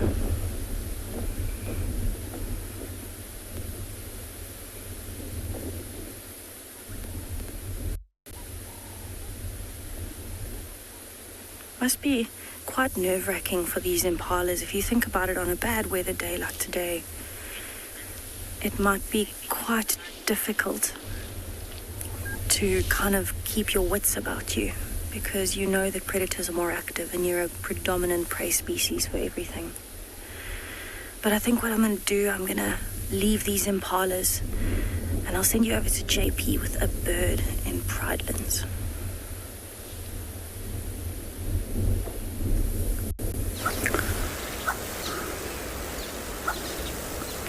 Good afternoon and welcome back to Eco Training Pridelands. At the moment we're busy watching a number of different bird species, and they're all looking straight down into the grass, and we're trying to figure out what they're looking at. So quite often when we do have mixed parties of birds like this, it might potentially be a predator that they would like to mob or keep their eye on. It might be anything from a snake up to a mongoose that might be hiding over there. So we're just going to sit and watch and see what they're getting up to. One of the birds that we see closest to us is a beautiful Birchall starling. As you can see, it's got bright iridescent colors. So quite often the starling is confused with both greater blue-eared and Cape glossy starlings. However, it's got an all dark eye by which you can identify it. The coloration which you actually see does not exist, and this is because of melanin crystals which forms on the feathers, which then creates a functional prism that refracts and bends the light. the second bird that's quite close by to it, or just directly above it. We're going to see if we can zoom in on him. That's a grey go-away bird, one of the Turocco family members. It's also a crested barbet that's just coming in, the one that we see over here. That's one of the largest barbet species in South Africa. Some of you actually might know that barbets have the ability to excavate their own holes in trees, just like woodpeckers. So they will use this as their nesting sites. This is one of my favorite barbets in terms of its coloration pattern, but also its ability to create incredibly long, drawn-out calls that it will produce.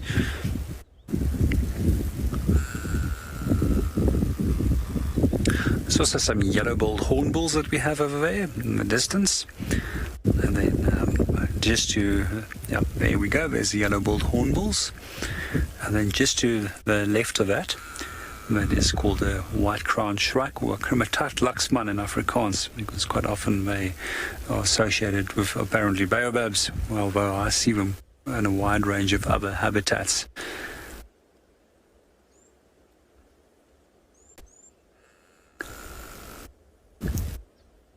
Penelope, you're 100% right, and that's probably one of the most beautiful of the birds out here.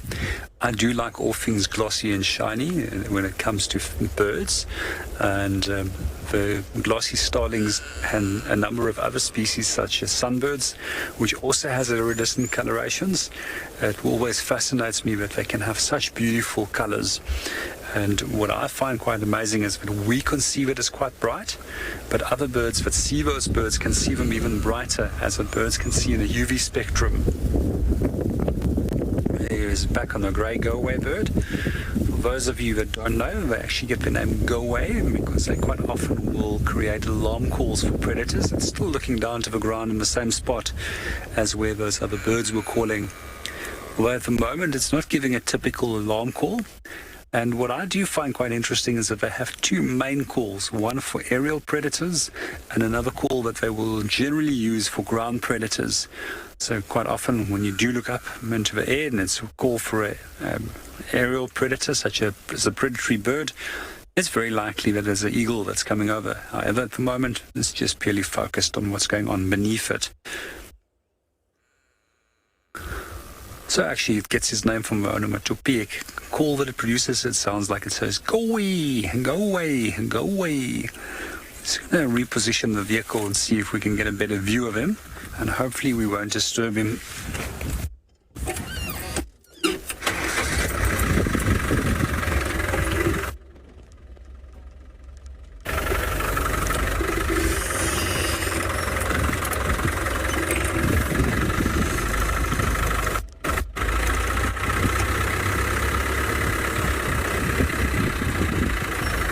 There we go. A little bit of a better view, hopefully. He's now moving.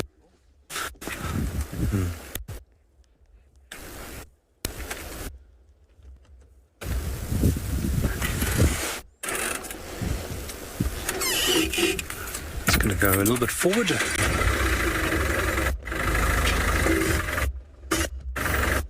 We can get him in the camera for you.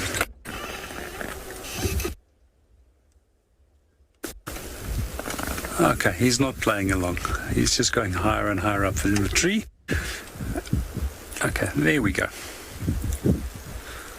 A fairly easy bird to identify.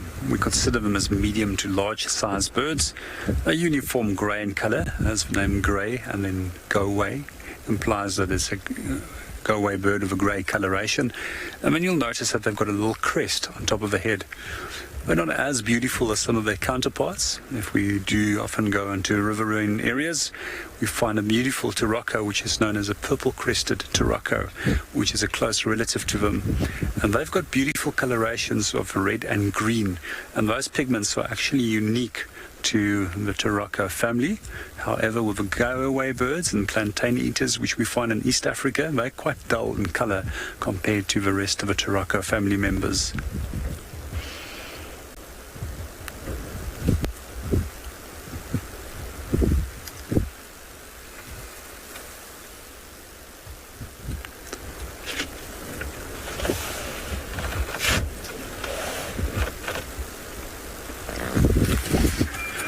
going to move off. Most of our birds have now all moved off, and it seems that the potential threat has also moved away.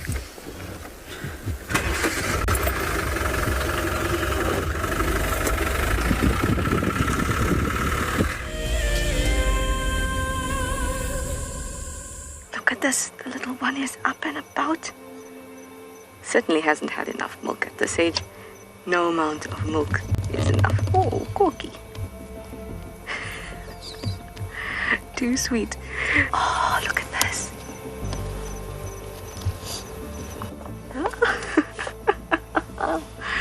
That is stunning. Tune into Wild Earth every single day. It's in your nature. My name is Lauren, and I'm currently working in Djuma Private Game Reserve here in South Africa. I love answering your questions during the live safaris. It's my favorite part. It feels like you're on the vehicle with me, and I'm able to teach you exactly what you want to know. If you want to ask a question on Wild Earth, then you need to register on our website. Once registered, you must go to the live safari page and ask your question below the live feed. For the month of January 2021, we are offering a chance to win a unique Wild Earth expedition to the magnificent Tswalu Kalahari.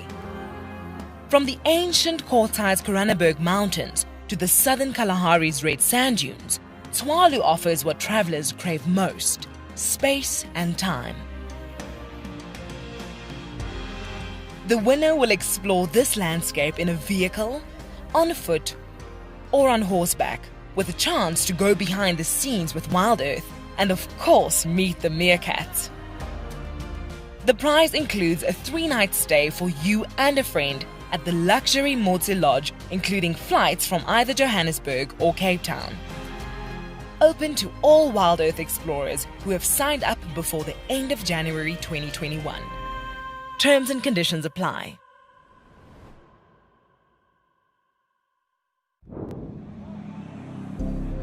In a world full of upheaval, we all need a quiet and safe space to breathe. A place where anxiety and stress don't exist. A place where life carries on as normal. Escape to nature with Wild Earth.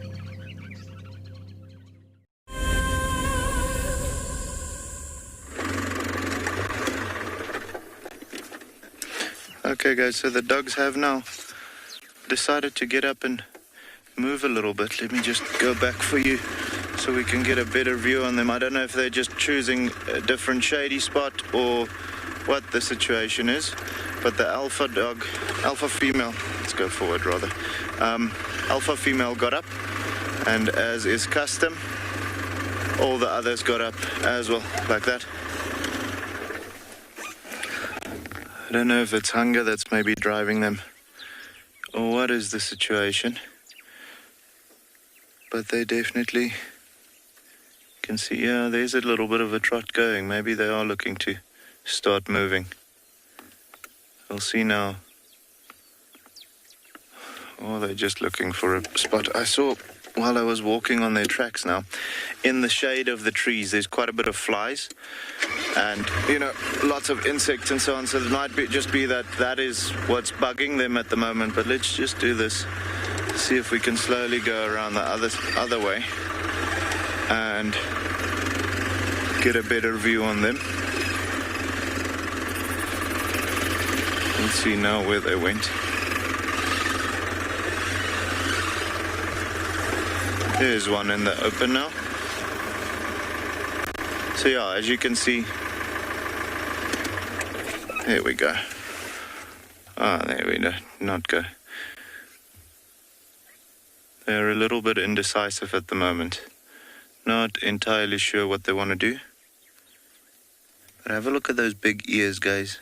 Have a look at how beautiful those ears are. You know, for the dogs particularly, because they're not the tallest animals.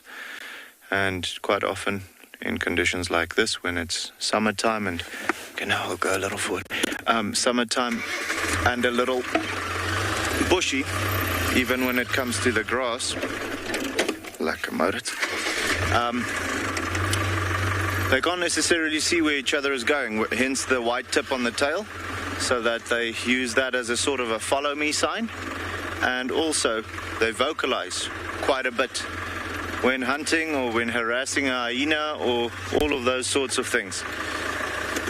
Here we can see them now a little bit better. I know the shade is a little difficult now, guys, so just bear with us. It might be a little dark. The contrast is just crazy at the moment. To come back to the ears, so they vocalize quite a bit whilst hunting or whilst, teaming up against another predator or so on, so that they can constantly talk to each other and know what's going on. Herbie, not that I'm aware of. So I don't think that they can breed with domestic dogs. I don't think it's ever been tried. And I'm pretty sure they won't be able to be honest. If you absolutely force them, like put a wild dog male and a domestic female dog, I'm pretty sure there will be copulation at some point. Their drive to reproduce will just be too strong to not mate with one another. However, whether that'll be successful or not, I'm going to lie to you if I tell you yes or no. I've never heard of that being the case, that there was a successful mating, nor have I ever heard of anyone trying. I don't think it would be ethical for someone to try in any way. I do, however, know that they say that a wild dog is the only mammal in Africa that you cannot domesticate. Because with them having so much energy, you physically won't be able to give them enough attention to keep them tame. So with that being the case, I think that also answers our question about the mating. But like I said, don't know of an attempt ever, and I don't think there will ever be one, just because they need to keep the gene pool clean and true. So I don't think anyone will ever get that idea of trying to domesticate or mix breed with domestic dogs and wild dogs. So yeah, guys, this might be them getting up and moving around and getting up and moving around. It might be the start of them trying to get a little bit more active, but then the sun immediately pushing them back down again. So with that being the case, it's very possible that there might be an attempt to get active soon. Maybe they go to the water, bathe in the water a little bit, try to cool down like that, and then only when it cools down sufficiently, they will start moving like we had them yesterday. But yeah, we'll have to see. Like I said, it is very warm today, and with that being the case, they will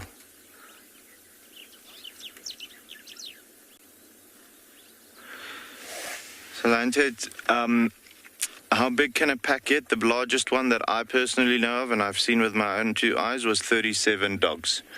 That is huge for a dog pack, though. They are eventually had to break up themselves and to form scatter groups and, start doing their own thing like that.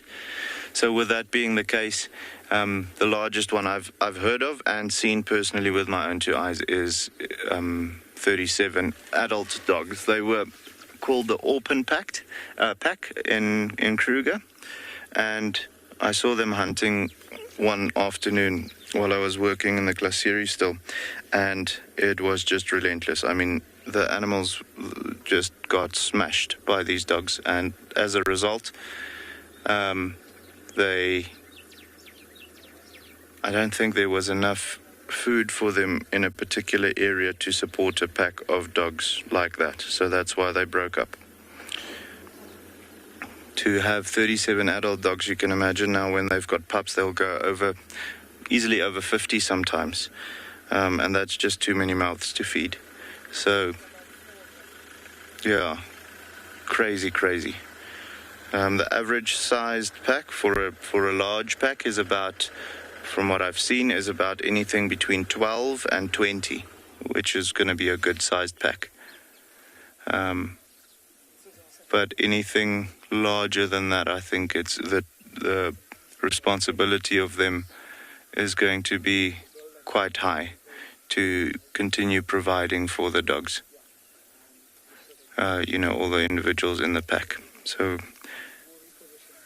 I'm pretty sure they're going to have to be anything around that. Ideally, we would want our pack to be anything between 15 and 20 dogs. Brenda, no, we don't have a name for this pack, and I don't think we will give it a name, seeing as that with most of our animals, we don't name them, not even our lions. So with that being the case, the only named animals that we have in the, or groups of animals that we have in the reserve is the two different prides, northern and southern pride, and that's purely because of the fact that the one operates in the north and the one operates in the south. So it's not like where we have in the Sabi Sands where you name the leopards and you name the coalitions of lions and all of those things.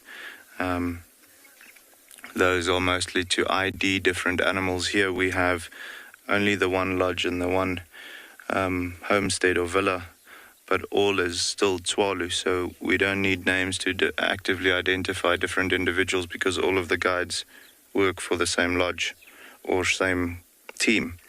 So it's not like you have different lodges that needs to know, okay, but that leopard was walking over there and this leopard is now over here and so on.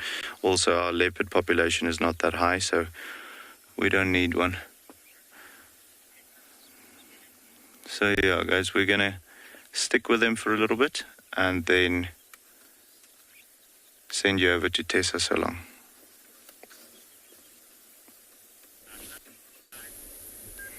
So this may not look like much from a distance, but this is where the elephants were this morning here at Ambionangala. And have a look. There is a lioness in the grass, and this is the lioness that we know has the den site here. So far, I have seen 2 of the cubs, and it's my first time meeting them. I'm so excited. There is apparently a throw in swimming. And so we're sitting here quietly watching her, because those cubs have been in and out, and we're really hoping you get to get a glimpse of them coming out to mom. So it's nice and cool, which is why she's out mostly in the open at the moment. And she came back to feed the cubs and check on them. I don't think she was here this morning. Elephants were here.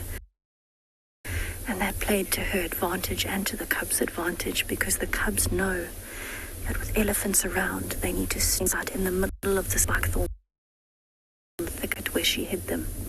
I don't think the elephants could smell them. So she is very relaxed. She looks up every now and then. But I'm really hoping the little cubs come out. They would come out from the right-hand side, from the side with her tail, and come out to the mom. Now these are the newest additions to the Birmingham Pride. And she's one of the oldest lionesses in the Pride. So she's a very experienced mother. You can see how the wind is blowing the grass.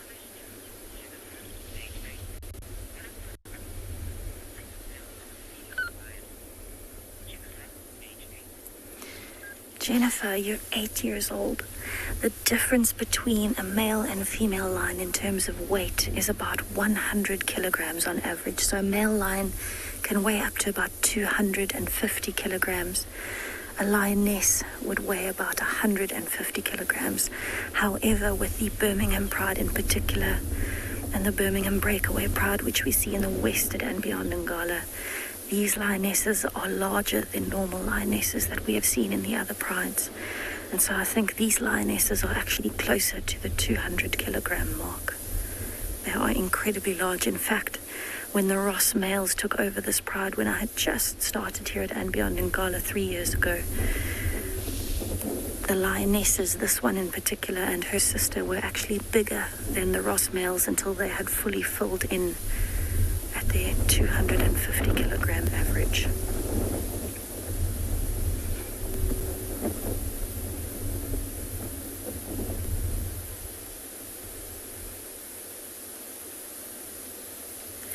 So being able to sit at a den site is actually a very special thing. It takes youngsters a little while to get used to the vehicles, and this is exactly how we do it.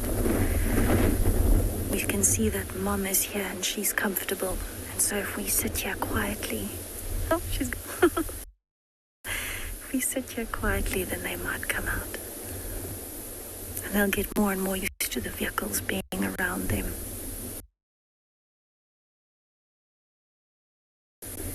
But it's very important to us not to overwhelm any new cubs, any new babies within any species. So we're very, very strict on that. If Mom is not here, we don't sit here and watch. And if Mom is here, we only have one vehicle here at a time.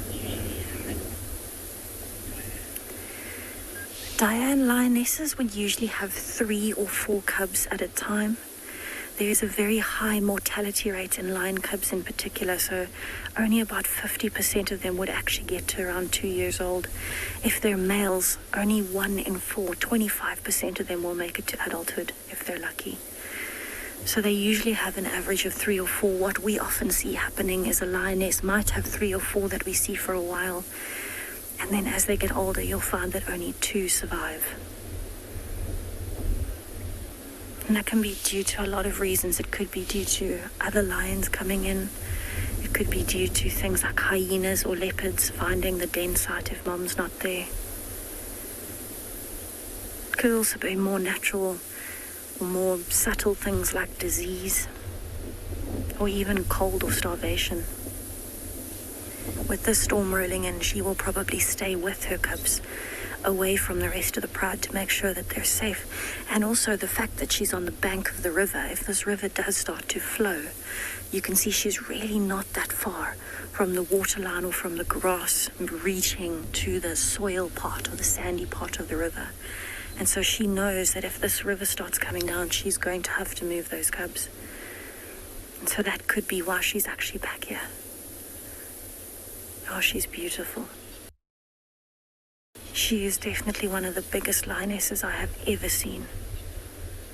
Her and her sister, in fact, I think are the 2 biggest I have ever seen in my life. And back to resting. Eats in her stomach is quite rounded, even you can see it. And when she rolled over, I could quite clearly see her teats, her nipples, that the cubs have been suckling from.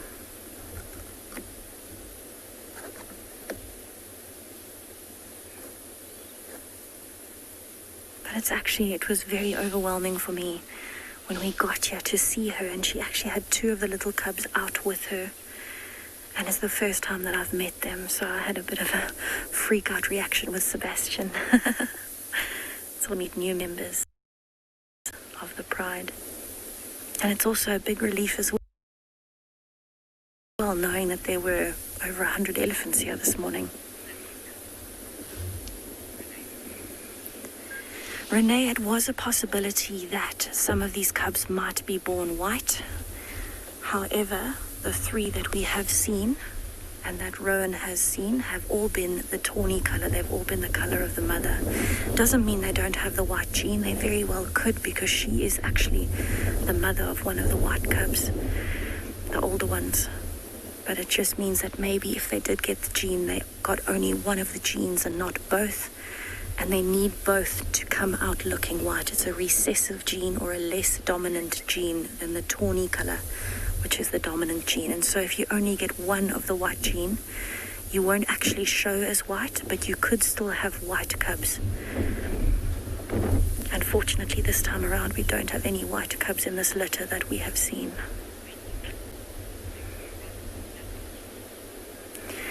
So what I'm going to do, I'm actually going to stay here a while and see if these little cubs come out of the den site.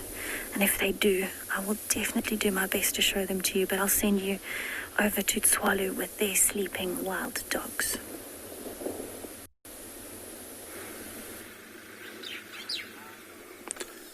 So yeah, guys, dogs still down.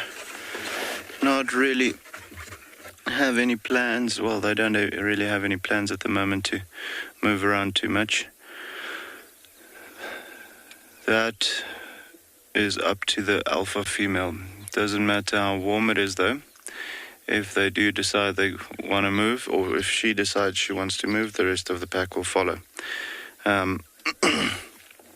But every time there's a vehicle that moves or so, you see the one just paying a little bit of attention, maybe getting up, going to a different spot of shade and so on. However, you can see them dropping down again, yeah. So, very, very lazy at the moment, as is understandable.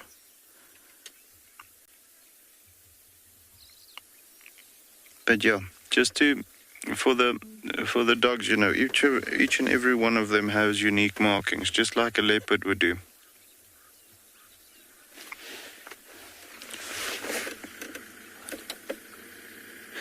Michelle, so we've got the collars on the wild dogs because they are very much endangered throughout Africa. One of our most endangered species of predator.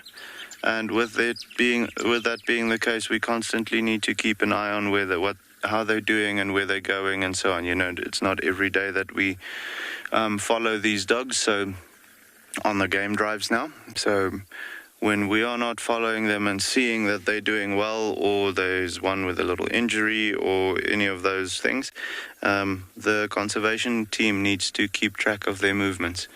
So 3 of the dogs have got collars on which you can track with a telemetry kit. So those little antenna thingies that go beep, which gives you an indication of which direction they are in, and then you can locate them like that. And then the one has a satellite collar on, along with a telemetry kit. So every time the satellite comes over, it'll give out a signal, and we will be able to see that the dogs are still moving or so. So once we see, okay, that location hasn't moved for, let's say, 24 hours, the guys, or let's say 12 hours, because they typically don't stay in one place for more than a day, the conservation team will then go out and have a look to see if everything is all right, and if they are not maybe just on a kill, or if there's one that's got an injury, or maybe they're denning or so on, you know. So then we can just keep track of every single movement that they do make. And if there should be something strange happening, like the location not moving from one day to another, then you can actually go and investigate and just make sure that everything is okay. So that's the reason why the dogs are collared. Also, with them being a newly formed pack, and not necessarily being able to, hunting that well, they then need to also just make sure that they do take down something every now and again. Lazy Boy, you're absolutely right. They've got beautiful, beautiful markings, and like I've mentioned just now, each and every one of them unique like a fingerprint. So you can actually actively identify different individuals by just looking at their markings. With this pack only being 4 dogs at the moment, we don't even have to look at the markings. The 2 males are very easy to identify. The lighter colored one is the alpha, and the darker colored one is the beta male. And then with the females, it's even easier. The alpha female's got a floppy ear on her right. Her right ear is a floppy ear, so she can't fully erect it to make it that nice round shape. So with that being the case, we use those means to identify them rather easily. But typically, the easiest is to look at, if you don't necessarily have those characteristics like a floppy ear or one visibly darker than the other, also you can look at the white spots on the animal's body. You know, the black and the yellow is very abundant or very common, but the white markings are typically quite unique. Not the ones on the tips of the tail there. the rest of the body. So you won't really get one having a white marking that's exactly the same and the same location as one of the other dogs. So that's what we use to ID them. But just stunning coloration. I mean, you're absolutely right. They are truly beautiful. You can see why they call them the painted wolf of Africa. Looks like someone threw them with balloons that's got paint in it. You know, all these blotches. It's just stunning. True artwork. Hopefully, when the sun starts going down and we get that golden light, they'll come out into the light and then we can get even a better look at their coat.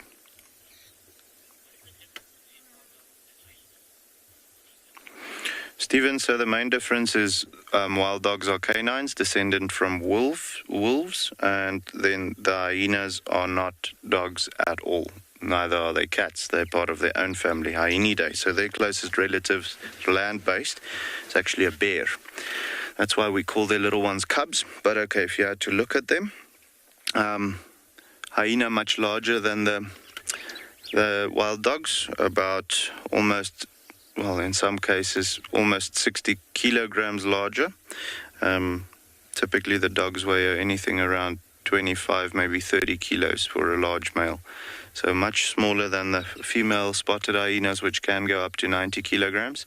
Then the coloration is quite a bit different. The hyenas only have that grayish-brown coloration with the spots on their body. And then short tails with quite a bulgy-looking back, you know, well, not bulge, but sloping down towards the hindquarters. So hind legs shorter than the front legs, which give them that typical hyena body structure. Excellent for endurance, though, whereas the dogs, their legs are typically equal-lengthed or equally in length, and they have those yellow, black, and white blotches on their body. Also, the hyenas, you'll find that all of the individuals, female individuals within a clan, will have cubs. There's no such thing as a particular ranking order, and only the alphas get to mate and so on. With the hyenas, regardless of your ranking order, the females will all have cubs, and the cubs will inherit the mom's rank. So if you're the matriarch of the group, the cubs that get born from that female will be the highest rank. And then so same thing with the lowest ranking female. The lowest ranking female's cubs will be of a very low rank in the clan. Whereas with the wild dogs, they are cooperative breeders, so it's only the alpha male and alpha female that will breed. In very rare occasions, you'll find the beta female getting pregnant as well. Very, very seldomly. But typically, you'll find the alpha female having pups, and all of the rest of the pack will help raise that litter of pups. So yeah, and there's many other differences. Their hunting style is probably the closest to one another when it comes to the hyenas and the dogs. They both run down the animals using endurance, and then they eat their animals alive. So they kill the animals by eating. But apart from that, there's quite a lot of differences. But yeah, guys, we're going to stick with these dogs. The breeze is starting to cool down now, so hopefully not too long from now they'll also start getting active. But yeah, if there's anything that happens, we'll let you know, okay?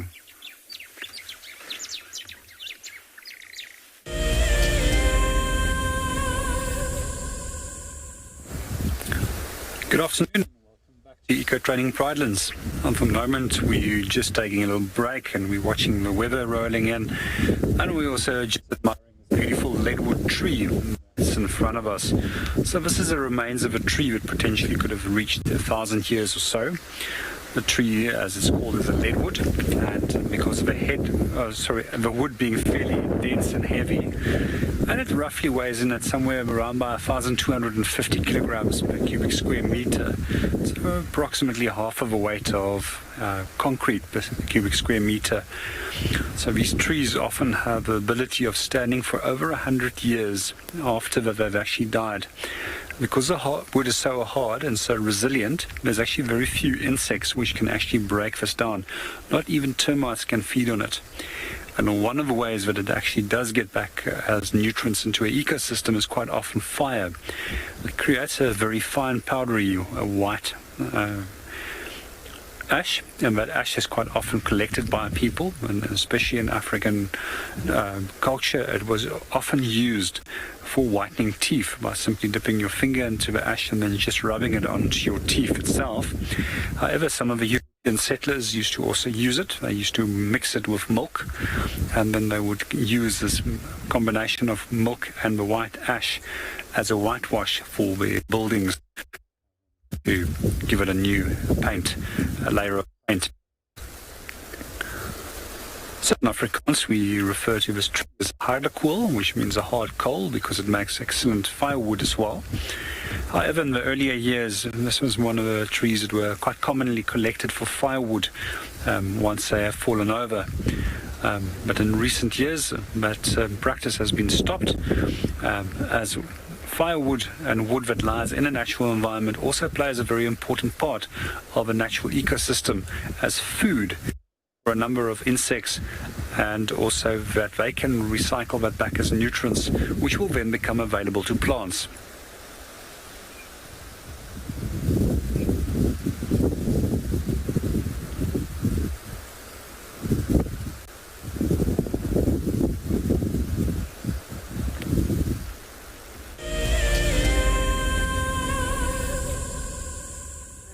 Sitting with this lioness at her den site here at and Beyond Ngala. She's been moving around quite a bit, repositioning and getting comfortable with her breeze and her leg up.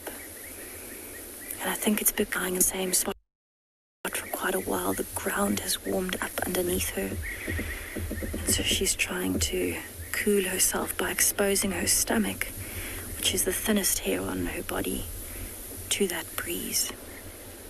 You can really see how prominent that white. I think if you were going by here in a rush and she was lying flat on the side of it, so. But with that paw up, it certainly makes it a lot easier.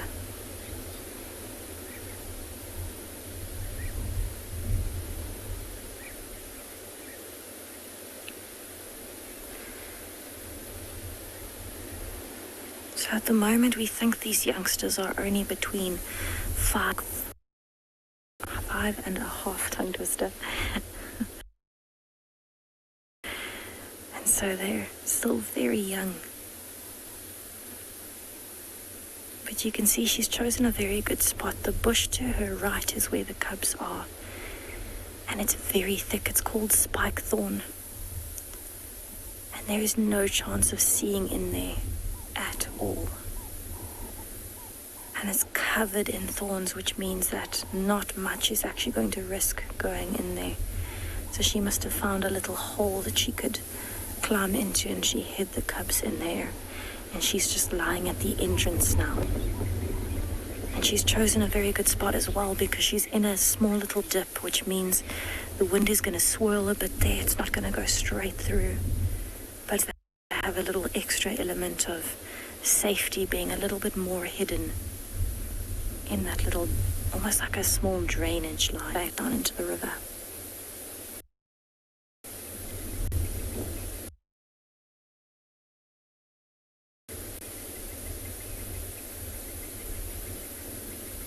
So it's definitely a game of patience sitting at a den site.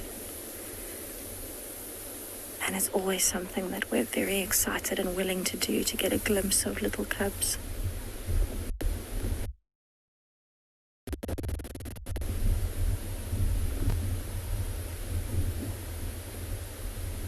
And I'm really hoping to see little heads and ears popping out over her stomach just now.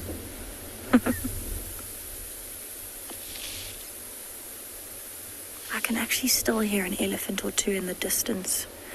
There's some low rumbling happening, occasionally a breaking branch. And you can see Mom's not actually bothered by that at all. She hasn't moved her ears.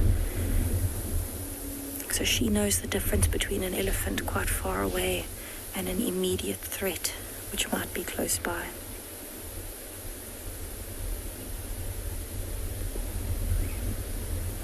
This lioness is almost 12 to 13 years old now.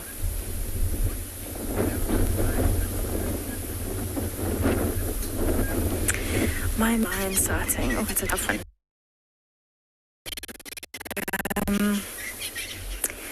I would say one of my most memorable ones was seeing the initial white lion cub that we had here on Ngala that was actually killed by the Ross males when they first started taking over the pride. It was in a spikethorn thicket similar to this one, and it was a lot further west down the riverbed, and we were sitting, and I actually had some guests with me here at And Beyond Ngala, and I'd heard about it, but I hadn't really let it sink in. And all of a sudden, this little white cub came tumbling down. It was almost like on a little embankment. And this little white cub came tumbling down into the riverbed. And the other little ones followed. And it was just mind-blowing for me to see this thing actually in person. Okay, it's going to be a bit pale. And he was snow white, like cotton wool. These really beautiful blue eyes. I think that one will stick with me forever. But I think any time that you get to see lion cubs or any action from the lions, we've had a lot of sightings of even, the older lions. The other day I saw the Birmingham sub-adults climbing a tree. And that's one of my favorite sightings of the Birmingham Pride in particular. Because you just don't get to see it often, and they were falling out of the tree, and the white lions were trying and were not succeeding. So to see that happening and unfold in front of us. But there've been so many, it's actually really, really hard to choose. I've actually got a book sightings in, and it's something that I think I will always cherish, is having those sightings and knowing exactly what I've been through. And sometimes it can be a smell, a sound, and you think of it straight away.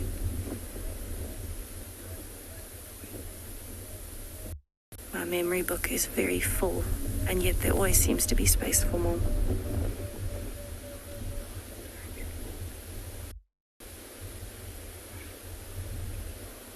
I've also had a very special sighting of the Birmingham young male when he was around 2 years old, and the Ross males were still at that point really adamant they were going to kick him out of the pride, and actually the white lions were in the sighting as well. And he was getting up to walk in between my vehicle and the Ross male to move over to where the cubs were. And the Ross male didn't like his walking to him, and he actually attacked him. And it was quite close to me. It actually swiped past me here where I don't have a door. And my guests at the time actually caught it on video. And it was just an incredible feeling to have them right next to me like that and witnessing the power. And then all of a sudden it was like the calm after the storm. Everyone was dead quiet. The cubs had all scattered. They all started coming back. And it's something that really burns into the memory.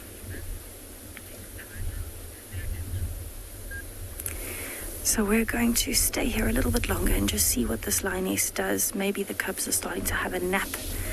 But I'm going to send you over to Pridelands with some antelope over there.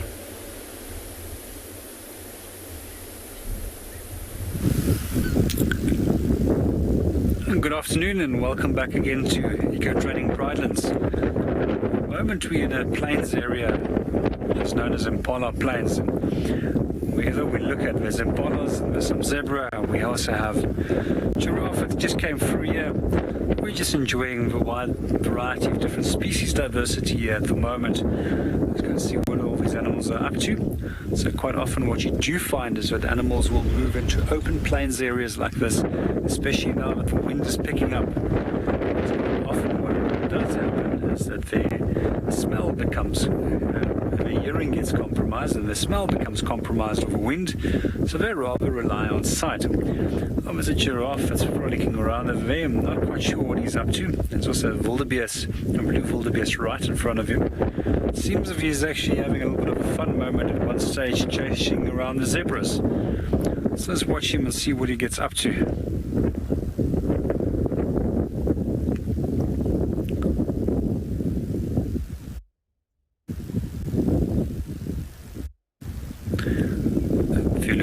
closer, there's also a number of oxpeckers that really would like to sit on him. Maybe he's trying to get rid of the oxpeckers.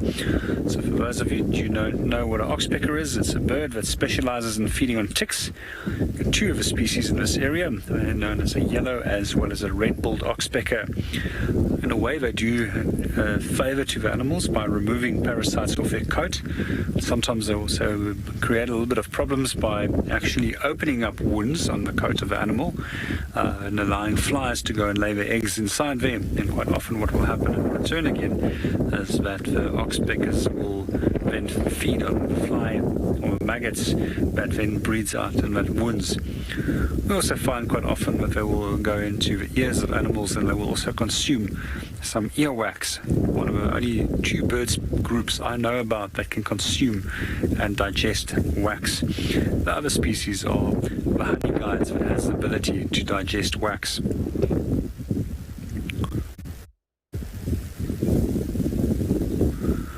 Eyes are again relaxed, back and eating.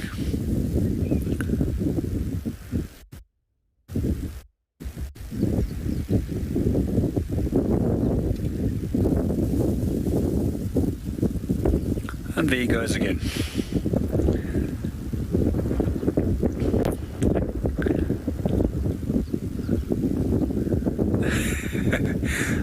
I've never ever seen a giraffe actually doing this, but it seems as if the zebras are actually annoying him. Maybe, but I'm also not 100% sure. Maybe it's the oxpeckers that are annoying him.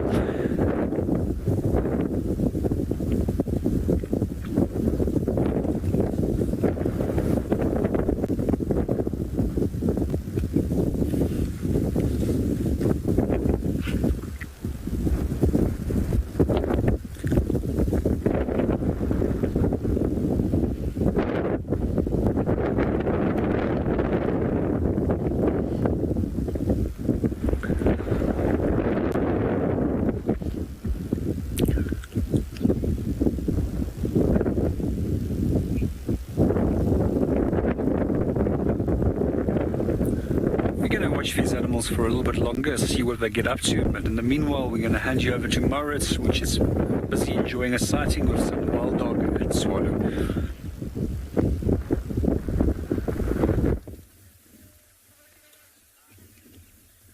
So guys, we're just trying to figure out what's going on. We had the dogs just doing a little bit of a bark now, and they seem to be, well, some of them seem to be looking around quite a bit, so I don't know if they picked up on a funny smell or a strange noise or maybe saw something that we're not seeing. But it definitely seemed like something upset them, even if it was just briefly.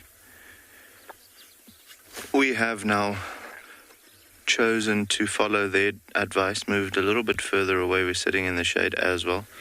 And just waiting for them to start getting active, but it would be interesting to see if there is something that comes through. Maybe that spotted hyena or something like that. That would make life very interesting to see how they respond to her. Her preferred waterhole is evidently this one, so when she does come to have a drink, you know, when she leaves the den site, the spotty now, she does come to this one. So it's very possible that she might be heading this way, or she may have also laid down somewhere close to here and she's starting to make her way to the waterhole, or you know, it could just be something that moved past quickly and they weren't prepared for seeing the movement or hearing the sound or so on. I'm not seeing any other general game in the area at the moment, so not quite sure. It could be a lizard that also just ran past. They do seem to be relaxed now. The one individual keeps popping his head up, but he's jumpy by nature, the beta male. So we've learned to ignore him sometimes just when he jumps up unnecessarily. However, the two females definitely paid quite a bit of attention as well. So with that being the case, our curiosity was triggered to try and see what is going on, but I'm not seeing anything at the moment, so it might have just been something small, a bug or something that gave them a fright. You know, sometimes they get a fright for their own shadow as well. Animals are funny like that. There's quite a bit of dung beetles flying around. As you can imagine, with it being close to a waterhole, there's a lot of traffic that comes through here during the day. So, things like dung beetles have a royal time around here with all the giraffe and gemsbok and eland and all of those things that come through. There's quite a lot of dung pellets that's lying around for them to be able to form a ball and then lay their eggs in that to go and bury somewhere. So it's very possible that there was one of those guys that flew past just quickly. But yeah, still very flat. You can see the flies and so on are irritating them quite a bit. Those tails are working overtime. Like I've mentioned earlier, the insect activity in the shade is very high at the moment, purely because of the heat.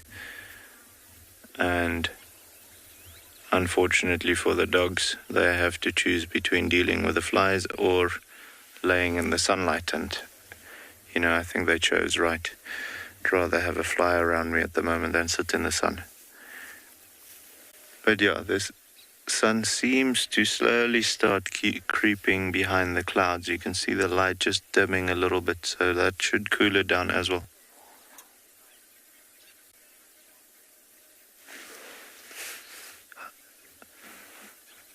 Alton, just repeat that. How does a wild dog identify a pack? Am I right?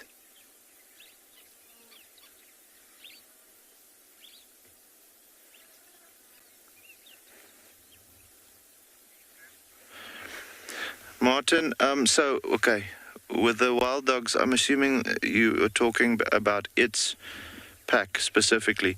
They don't need to actively identify it. They are together always. If there is one that should get separated, they immediately start contact calling. And they find one another within, let's say, an hour. So they very seldomly get split off from their pack, get lost and don't find one another again. If that is the case, it is going to be a case of smell, definitely.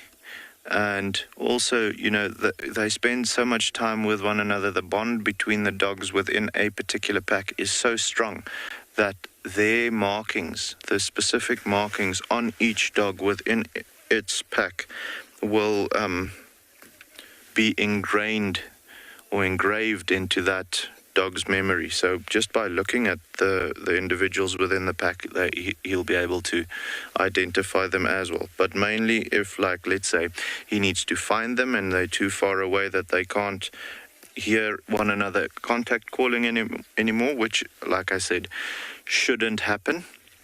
But if it does, he will use smell to locate and identify which pack to follow, if there is maybe two packs in the area or so on.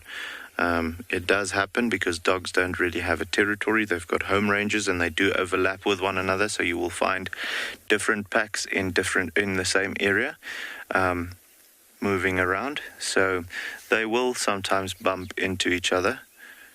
However, like I said, the chances of them mixing with a different pack because they got confused with who is their pack and who not is super, super low. I almost want to say impossible, but I mean, as we know in the bush, impossible, never and always are words that we don't use. So if they had to, smell, vocalization, and then visual identification, they'll use all three of those, but I'd say definitely vocalization because they won't be far away from one another.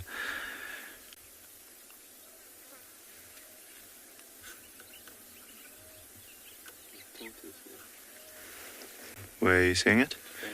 Craig says he's seeing a tortoise. Jacqueline, yes, they do. They do have fleas just like normal dogs. They get ticks like normal dogs as well. I want to say they'll most likely have more ticks on their body than they'll have fleas. However, they'll have both. You know, we are particularly blessed in this particular area, well, in Tuvalu, because we have such cold winters. The ectoparasite load is quite low. So with that being the case, where you would be very paranoid about getting ticks on you in the Lowveld when walking through the grass and so on, especially during summertime. Like, I mean, there you do a 5-meter walk and you could have 40 ticks on you or more. Out here, I've been here through 2 summer times now, and I don't recall ever having a tick on me. So we actually very lucky with that being the case. I've seen ticks on the animals though, so they are here, but in very low amounts. So yeah, they will have ticks and fleas on their body just like a domestic dog. However, out here I feel like the animals are generally quite, I almost want to say, blessed with the amount of parasites on their body, on their skin. There's not a lot of it because of the cold winters. You know, they don't particularly enjoy having -8, -10 degrees Celsius. Oh yeah. Sorry guys, I didn't even notice the tortoise. That's what they were. I'm pretty sure that's what they were barking at. It was behind the bushes for me, but I just heard Craig giggle now, and I had a look on the screen, and now I'm actually seeing the tortoise upsetting the dogs a little bit. It is a leopard tortoise, though. You'll see he's quite a bit more pale. And so with that being the case, you know, out here, there's just not enough cover for them to be in the shade all the time right throughout the year. So the sun does take quite an effect on the animals, or on the tortoise's carapace or shell, and that causes it to be a little bit more dull in color. And also, as you can imagine, with it being the Kalahari, it makes sense for them to be a bit more dull because they blend in better. But yeah, definitely not something the dogs are comfortable with. It's quite funny. Something like a tortoise chasing around the most successful hunter in Africa. Who would have thought that would be the case? Hopefully these dogs will now be motivated to maybe go to the waterhole, go and play. Yeah, I can see them coming onto the clearing now. So that would be great if they go and play in the water a little bit, or do anything a little bit more active than what we've seen them now. I just want to give them some room to, you know, properly get out onto the clearing, and then we'll go a little closer and see what they are up to. There we go. Let's go and have a look.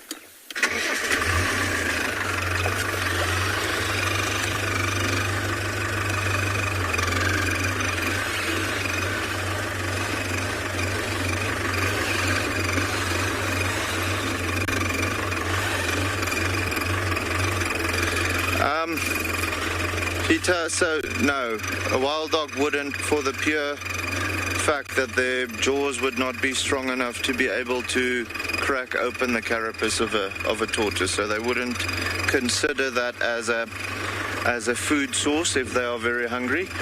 Maybe they'll play with it a little bit, but I mean, we've even seen lions trying to and not being successful. Hyenas as well, you know, even though they've got a jaw strong enough, the pure fact that carapace is so round and so smooth, they can't get a hold of the shell to try and crack it open. So no, the dogs won't consider it as a food source. As you've just seen, it actually chases them around quite a bit. And these dogs are hungry.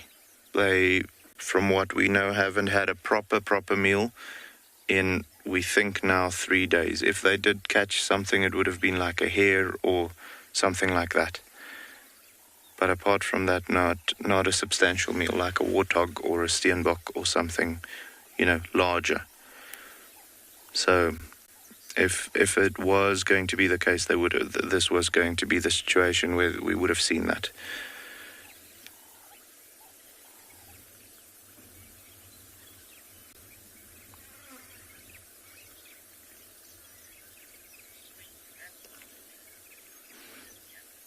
So yeah, guys, for now we're going to just see if these dogs are going to get a tiny bit more active than they are doing right now. If they start playing in the water or so, we'll come back here. For the meantime, we're going to send you over to Steve, okay?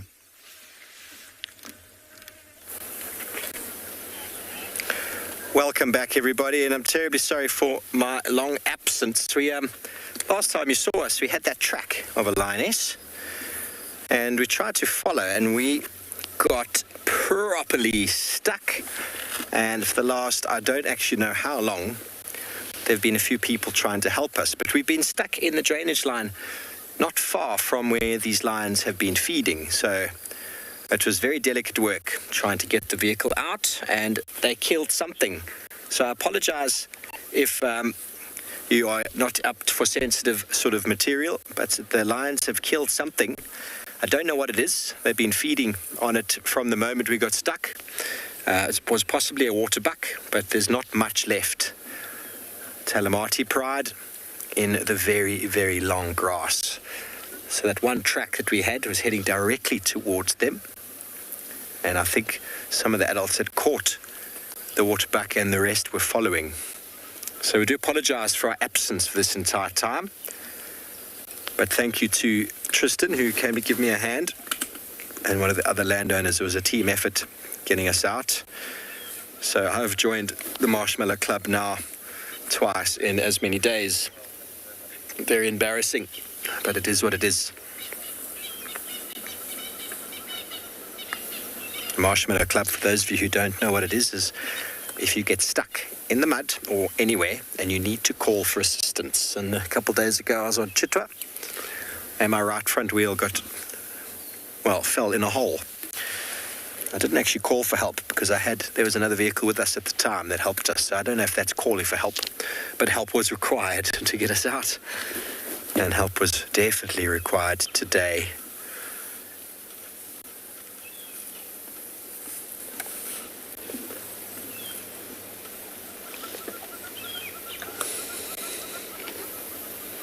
Thank you to Johan from Bafosuk and Michelle, their lodge manager, as well as Tristan for their assistance.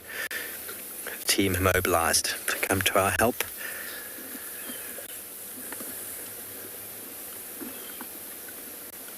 You keep quiet for a moment and allow you to listen to the sounds.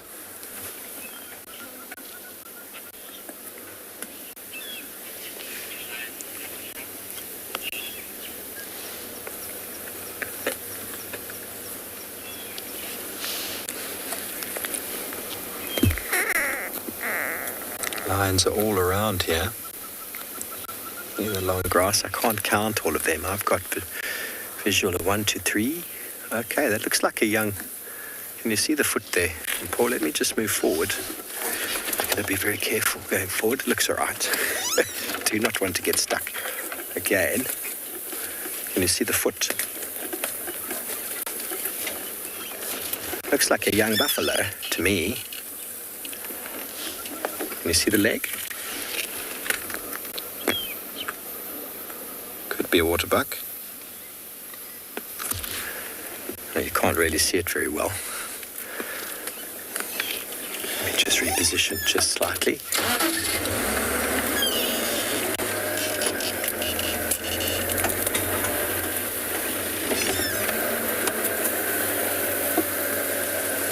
So I'm really happy and bold.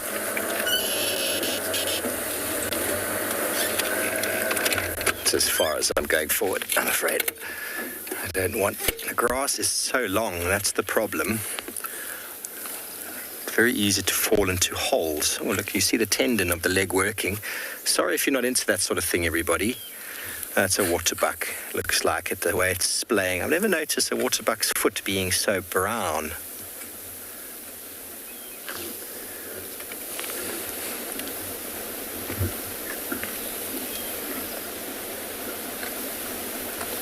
Always thought of waterbucks being very grey. Very hard to say. Just seeing the foot. Wildebeest, perhaps. Let's see the bottom of the foot.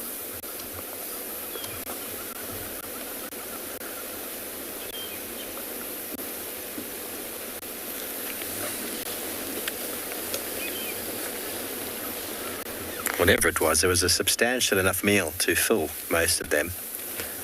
They were all looking quite satisfied.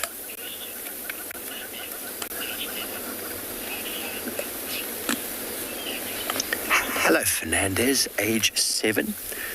You want to know why lions have manes? Well, you'll notice that none of these have full manes. There's a couple of the young males that have got a mane, and there's a couple of reasons for a mane. You only find it in males. One of the reasons is that the mane develops in the boys and it shows their maturity. It gets thicker and denser with age, sometimes gets even darker. And what that does is it makes the male look a lot bigger. It also makes him look a little bit more scary, makes him look stronger, makes him look more formidable. So when a male that's maybe 4, 5, or 6 sees a male that's 2 or 3, the younger male who's almost got no mane sees that guy and immediately knows he's got more experience than me. I'm going to move away. So it often will eliminate the need for a male to have a fight just because he looks big and strong. Now, the second reason is that the mane actually protects around the neck and head region, especially around the throat, where lions have, or where we all have, veins and capillaries, and the jugular, and it's a very, very easy place to get bitten or clawed, and if you get injuries there, you can bleed out. So it works as a cushioning and defense.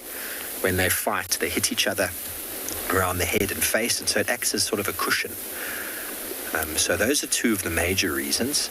And we find sometimes young males coming into sort of their prime and something goes on and they lose their mane to lack of testosterone or poor condition. And so ideally they're not in the best prime of their life, and so they're not as favorable to females, and they're often chased off by other males. So the mane is worn by the main man, that makes sense. And the bigger and thicker and darker it is, the maner he looks, if that makes any sense. But there have been records of maneless male lions, but it's not very common.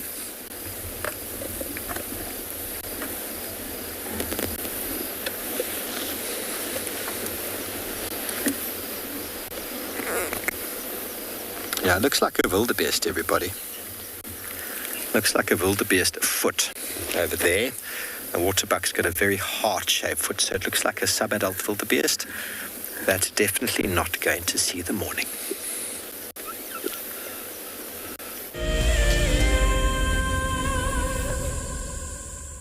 Do you dream of traveling to a far-flung wilderness location where life continues as normal? A place where you can escape to nature and breathe. If you become a Wild Earth explorer, then this could soon become a reality. Subscribe today and stand a chance to win regular travel prizes. Wild Earth Explorers, it's in your nature. Welcome to my car. This is Wendy, and she's my favorite. She would love to have your name engraved on her so you can be with her every single time she goes on a safari here in Djuma. If you become a Wild Earth Explorer, you will have the opportunity to buy an engraved tag which we will attach to her. We will make sure to send you a digital picture to show you exactly where you are sitting on her. You will have front row seat in every single sighting. Our first Wild Earth Explorers competition has closed, and we have a winner.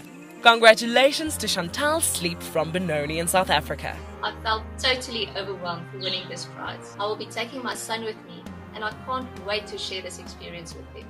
Chantal and her son have won a behind-the-scenes Wild Earth experience at the magnificent and beyond Ngala tented safari camp. The prize includes a 3-night stay and a chance to sleep out in the unique Ngala treehouse. I would like to thank Wild Earth for making this dream come true, and I encourage everybody to subscribe, to become an explorer, and stand the chance to win these amazing prizes. and so much more. For this month, we have a brand new prize. You could be jetting off to Tswalu in the Kalahari for a 3-night stay at the luxurious Motsi Lodge. Open to all Wild Earth explorers who have signed up before the end of January 2021. Terms and conditions apply. Hi, I'm Kyle, and I come to you live every day here from Tswalu, Kalahari in South Africa. My favorite animal in the Kalahari has to be the aardvark. Its unique appearance, its ethology, and as well as ecology within this vast ecosystem is amazing, and something that I have been really lucky to experience on foot here at Tswalu. Catch up with the guides daily here on Wild Earth.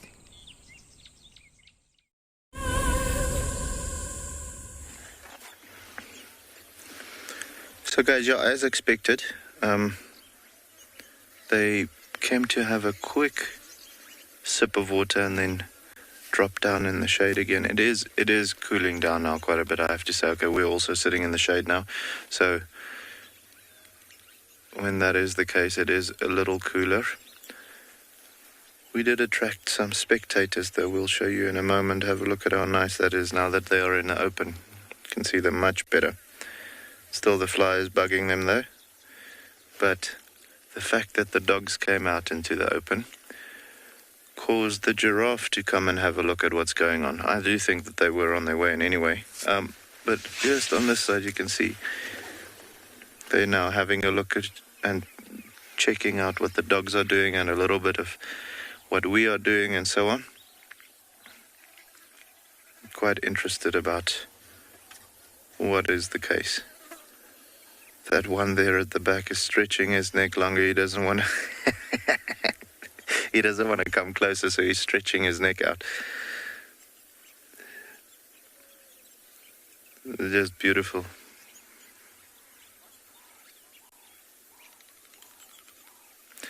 Chris, so there's nothing really that preys on wild dogs.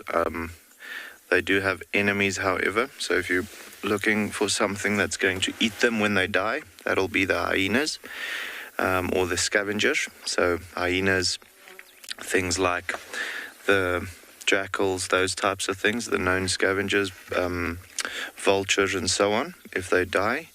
But apart from that, they don't have things that actively go and hunt them for food. Typically the predators will not really target other predators as a food source, but they've got many enemies though, because they are the smallest of the large predators. You'll find that something like hyenas, the lions, a leopard if it gets the chance, however that seldomly happens because a leopard is always by itself, and then also things like, regardless of the species of herbivore, the larger herbivores, things like a buffalo and those types of things, they will also, if they get the opportunity, kill it. For the predators, they'll kill them because they want to cancel out competition for food. And then for the herbivores, they'll kill them because that's one less predator to worry about. You don't often see buffalo and so on killing dogs though, they're just too fast. And you also don't see the wild dogs going for adult buffalo, so they don't put themselves in harm's way. However, things like lions and hyenas are mostly the problem for these guys when it comes to getting killed.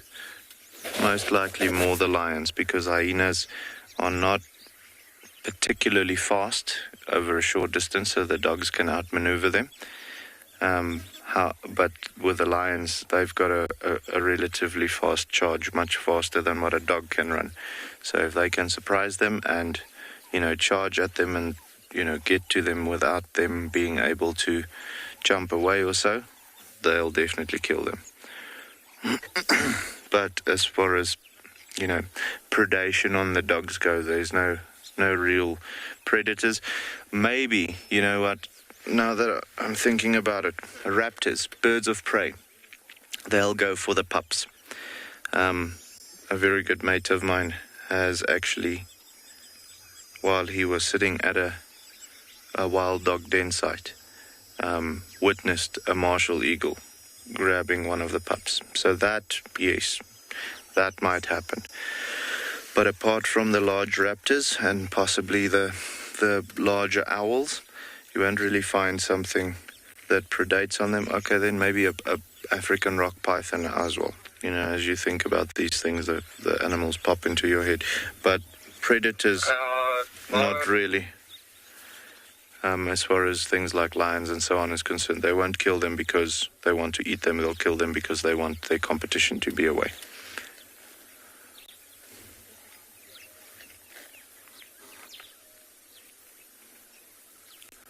And the giraffe are edging ever closer.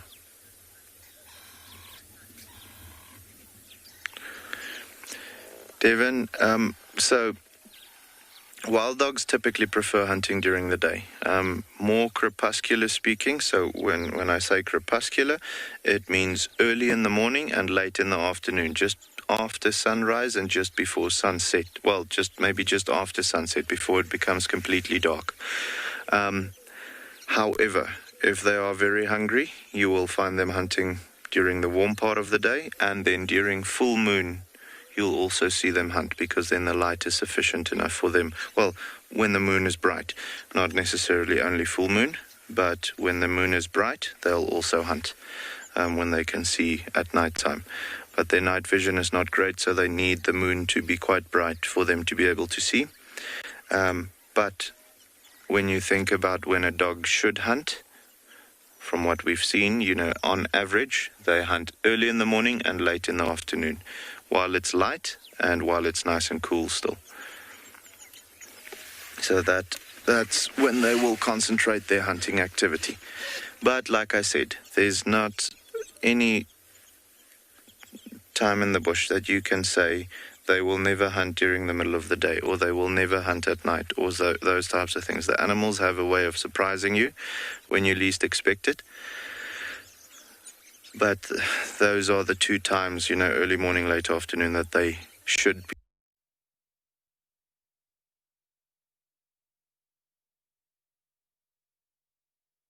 Just makes it because they do have the better day vision than night vision. They'll definitely prefer moving or hunting during the day or when the sun is shining. And early in the morning and late in the afternoon, it's still cool enough for them to travel and not to spend too much energy. Imagine, you know, out here in the Kalahari quickly. Midsummer, we have 40, 42, sometimes 45 degrees Celsius. Imagine having to run for kilometers at a time to try and hunt during the middle of the day. I mean, you would literally pass out if it was a human, if you had to run like that for too long. You'd dehydrate, spend a lot of energy, and you'd overheat. So with the dogs, that would be exactly the same situation.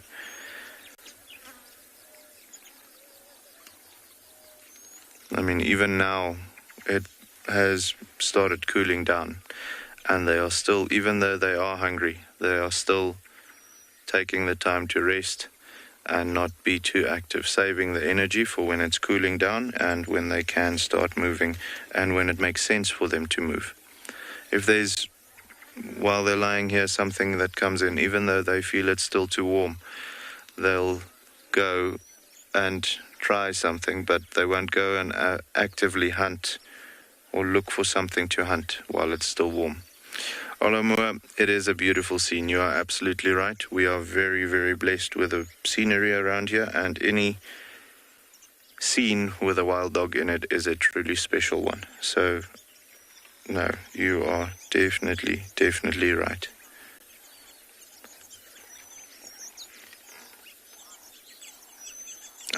For that matter, any scene in the Kalahari is actually special, but the wild dogs just make it a little bit more special. You know, guys, I don't know if you realize how lucky we are to, well, not only see this ourselves, but also be able to share it with you. There's less than, well, around 5,000 dogs, wild dogs, left in Africa, of which more dogs are in captivity, so rehabilitation centers or places where they are actively monitored and preserved, than in the wild. So even just to be able to see 4 of the 5,000 like this is a real privilege.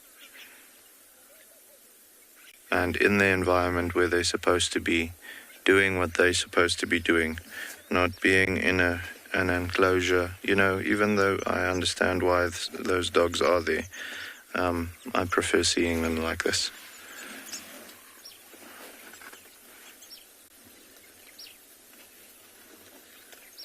Lots of bird activity also around the waterhole and around that salt block and so on. See all the birds flying up now.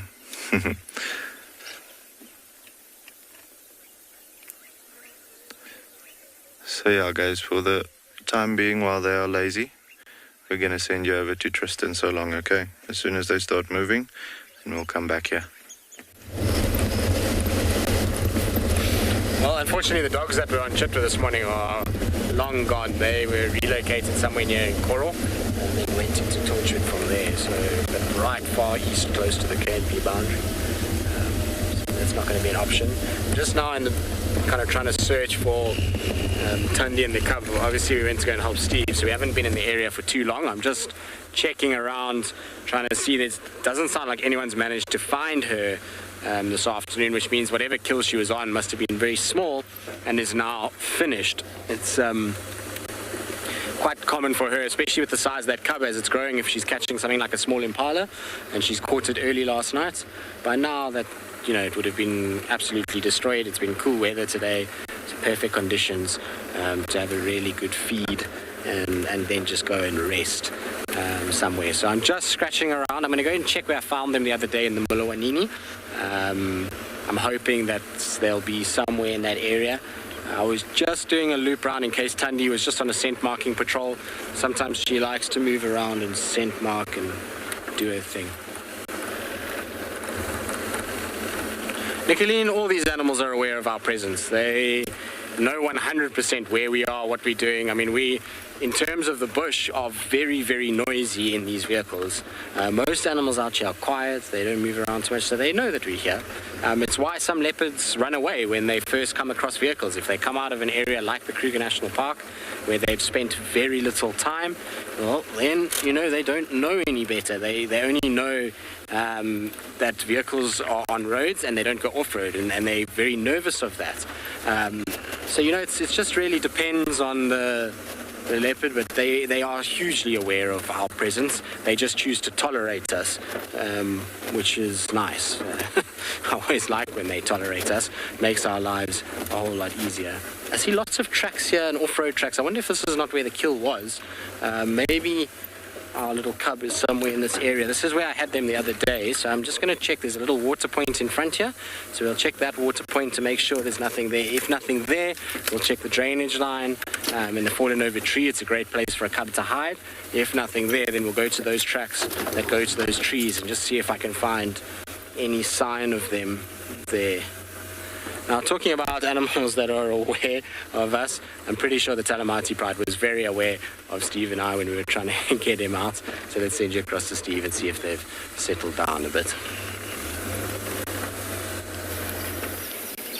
They definitely know we're here. They're not bothered at all, though. So we have officially seen horns. So it is a waterbuck.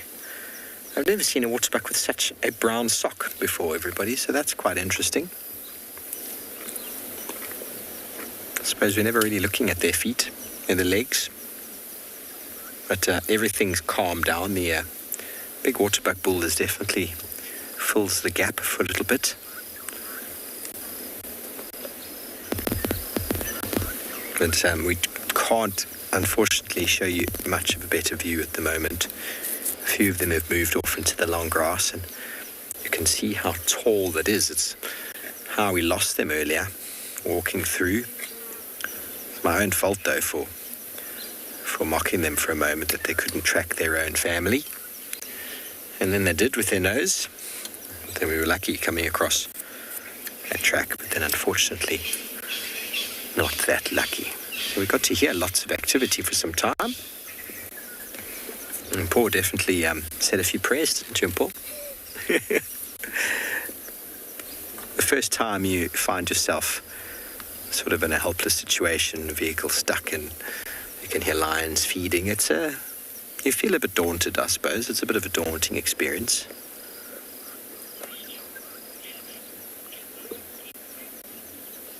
Hannah, they can eat a lot of the bones, but not the big, strong, heavy-set bones. Most of the spinal cord, hip bones, and some of the sort of stronger leg bones on adults would be left alone. But if this pride got a young waterbuck, for example, they would probably be able to eat the whole thing. They do have powerful teeth, but not as powerful as hyena. Hyena will be able to eat the majority of it, but they're really thick ossified bones, which are designed for strength and for keeping an animal's body strong, are not easily broken by lions. But the very soft ones and the ribs, the jawbone, that often is eaten. But most of the larger bones are left for the scavengers. It's where the hyenas started initially, many eons ago. And it's where hyenas do quite well on the landscape, because there's always bones lying around that they can access.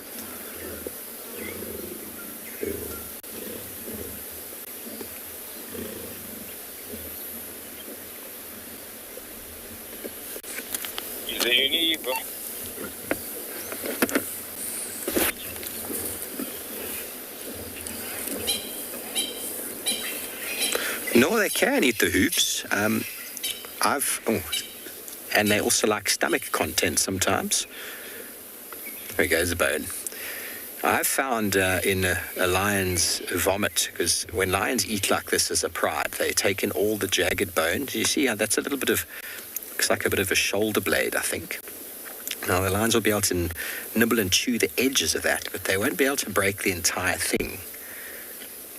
So I've seen impala hooves in lion regurgitation, because they eat so quickly that they just inhale everything. They don't have time to chew it, so bones and fur and hooves will go in if they're small enough to do so. Look at that belly. Oh, have you not had enough? They'll definitely go in, but then they're not easily digested. So lions will feed on grass to help them to bring that up. It brings up all the fur and undigestible bone as well as hoof. Hyena are capable of breaking down the bone in their scat. It comes out in a very broken down powdery form.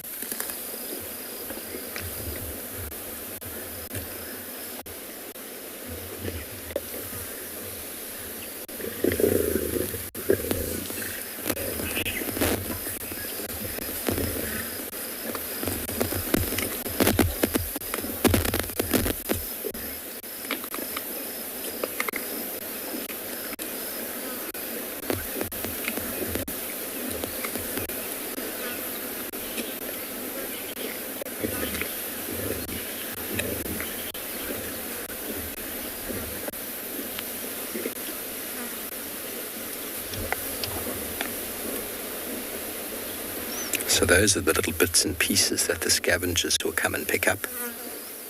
I've even found scapulas like that in tawny eagle nests. Not in the nest itself, but on the floor after being discarded by the chicks. They'll bring back all sorts of tidbits to the nest.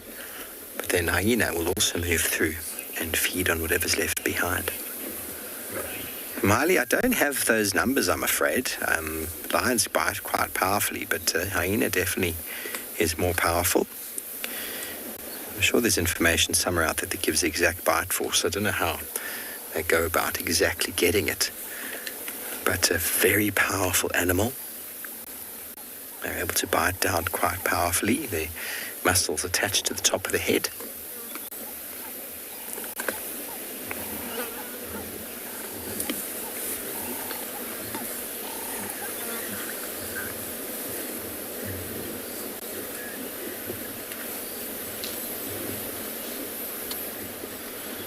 think hippo and crocodile are quite up there on the bite force radar with hyena. But for their size, hyena have got the most powerful bite force.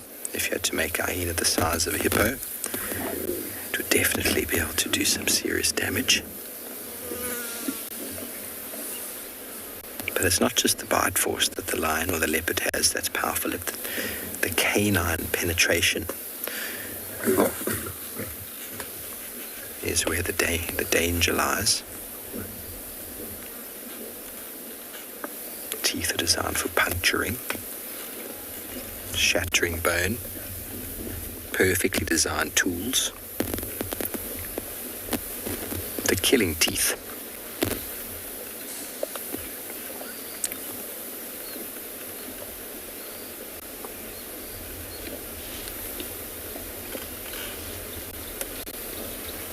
There you can see how close we are in the long grass with the lions. I hope you're all having a wonderful afternoon. We're just super excited that we got out because it was feeling a little bit awkward at one moment there. And Paul was having a wonderful time. I think this is going to be the highlight of his stay in Djuma, isn't it, Paul? He's smiling. Bobby Blue, they just eat it. When a large animal is brought down, if a lioness has the kill on her own, like a leopard, we see the leopard go through the soft bits, the stomach, the rump. But when a large animal is brought down by a pride, they just start eating everywhere they can get access. It is a phenomenal thing. Put a piece of meat on the table in front and just grab it from every possible angle and just rip it. That's what they do. And they just inhale. It requires a lot of power, a lot of biting and ripping. And they use the front of their teeth to rip initially until eventually they can start getting into the hide. Then they start cutting the hide with the side of their teeth. The side of the teeth is the cutting edge, the carnassial shear, which is exclusive to predators, carnivores. And that they use for cutting, like a knife. But the front teeth, the canines and the incisors are used for ripping the meat, and they just swallow. So a feeding frenzy is exactly what it is. And they just take huge chunks. Sometimes it gets to the point where they all just start holding on to what they can with both paws, and then the biggest, strongest individuals will fight the other ones off. That's why large prides need to make big kills so that there's enough food to go around.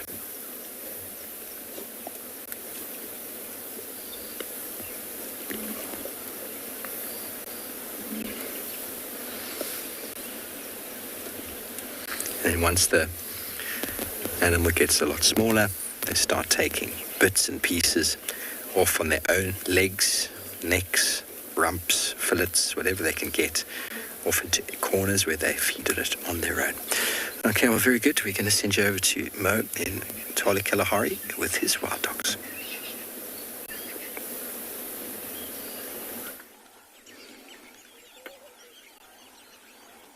So, guys, we had some interesting, I wouldn't call it interaction because the dogs were basically ignoring the giraffe, but the giraffe came up right next to the waterhole and they were staring at these wild dogs. And like I said, the dogs just didn't pay any attention to them. As you can see, their batteries are still a little low. However, hopefully soon they'll start moving. I'm really in the mood for them to start moving now. Start hunting maybe a little bit. But, you know, it's understandable. It's been a really hot day. They are going to take it easy.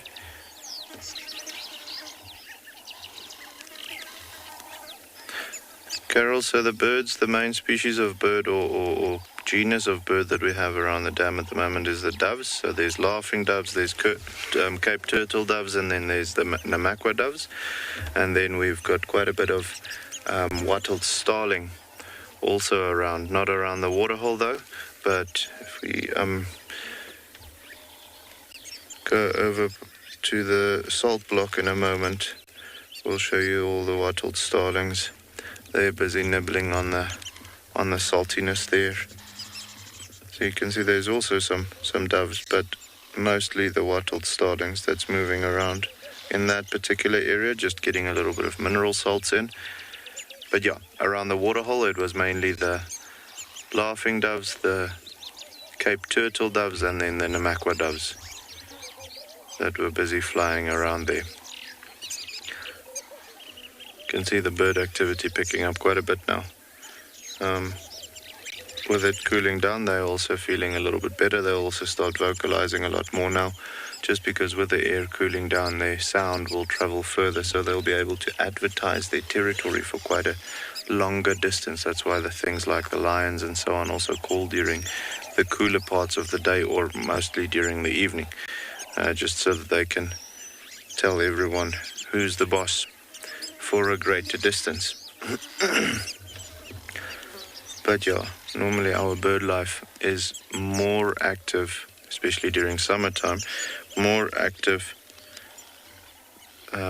during the mornings when it's been cool the whole night, and then the sun has yet to heat up the surface of the earth, than in the afternoons. During winter time, like we've mentioned, now with the ticks and so on, we don't really have warm days, actually freezing nights, so you'll find them being active throughout most of the day then.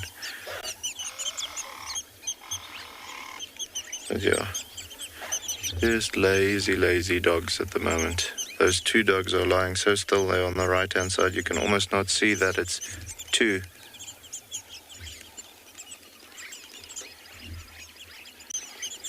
Blake, so yes, you will still have wild roaming or free roaming wild dogs, especially places like Botswana and the Caprivi and the Okavango Delta and so on. There's no fences, so you quite often find dogs moving around there. Funny enough, we actually, on the farm back home in Limpopo, had the one time a pack of dogs coming through there, which we never knew about, even that they existed. And, you know, as is protocol, you immediately contact the authorities because it's an endangered species. And I think this is a while back now. I think they contacted De Wild or one of those institutions, and they told us, yeah, no, they've actually been monitoring that pack for the past 25 years. And we only saw it for the first time then. So yes, we do still have free-roaming dogs, not necessarily in South Africa as much anymore, but in places like Botswana, Zimbabwe, Angola, Zambia, there you'll find them quite a lot, well, quite actively free-roaming still. Look at how beautiful that light is on that dog now, guys, that the sun is breaking through, just through the clouds. You know, this is what I was talking about with that golden light. Just makes everything pop, even though he's a little bit more, or his main part of the body is in the shade still.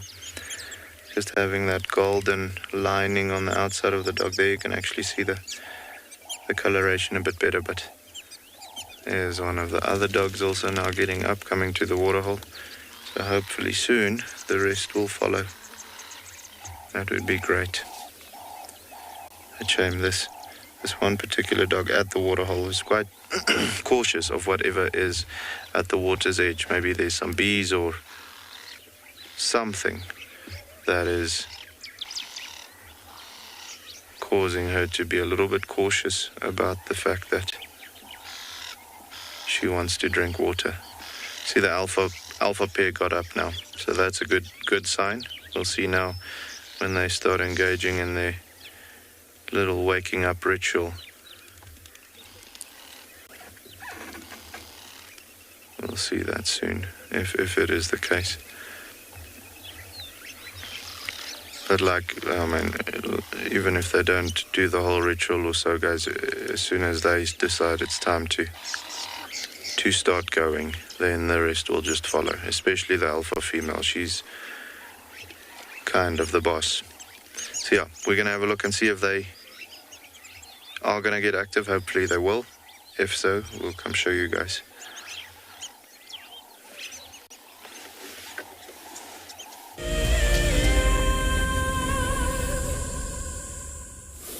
As you can see, it's getting quite dark now. We've been trying to see if we can find Tandy's little one, but there's been no sign. And so what I'm going to do is I'm just going to sit here very quietly and let you enjoy the sounds of these ellies as they feed instead.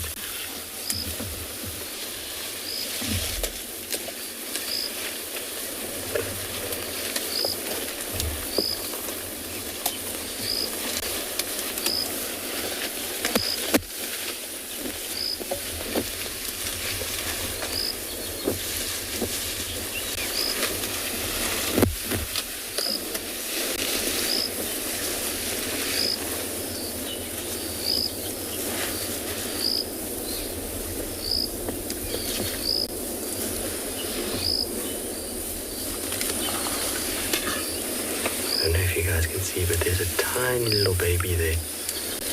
That's just on the right of that big female. You can hardly see it. Very cute though. See it there just behind its mom. Tiny, tiny, tiny little one. One of the siblings is in the way now.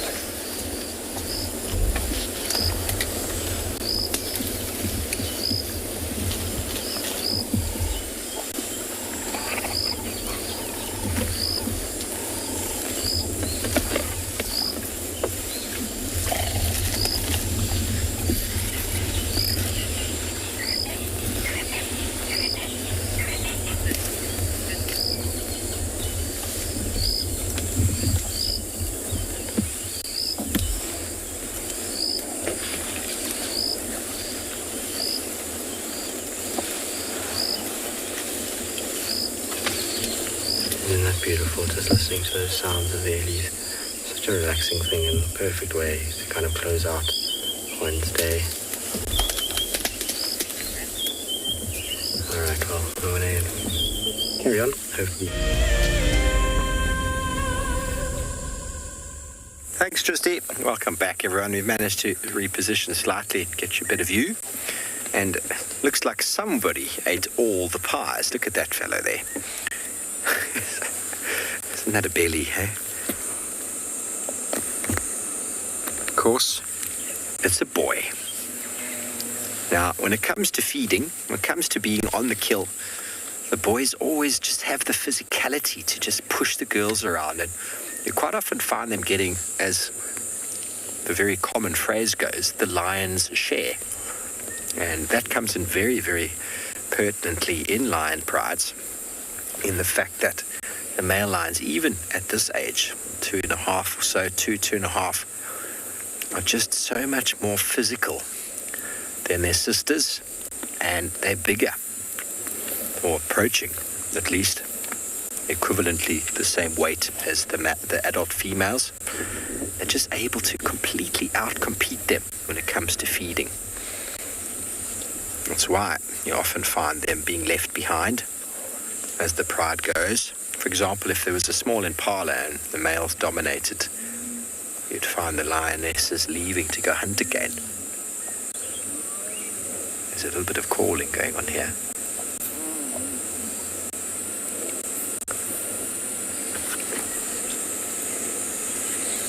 Now that's what happens when you don't chew your food properly. You don't realize you're full until you can't move. That fellow there has eaten it all.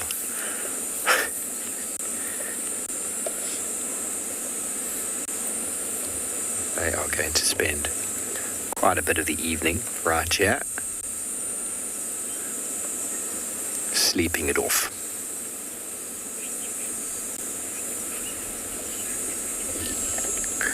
Okay, well, it's quite cloudy here, but we're going to send you over to Prydens, who seems to be enjoying a view.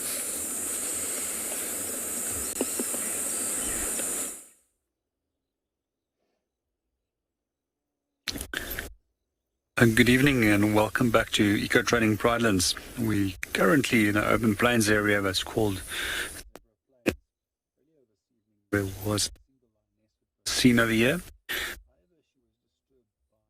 a elephant that came free. So we just returned to the area in the hope that she might be able to pop up back around here. So we're just scanning and seeing what is going on. Meanwhile, we were also watching the sun setting. However, it went down quite quickly this evening. A lot of cloud cover that's moved in. The weather that's rapidly changing. Also the wind picking up. So there's a predicted rain that's coming in for later this evening. We're just going to allow you to sit and enjoy the sounds of the wilderness. And in the meanwhile, we're just going to scan this open plains area in the hope that we might locate on this single lioness.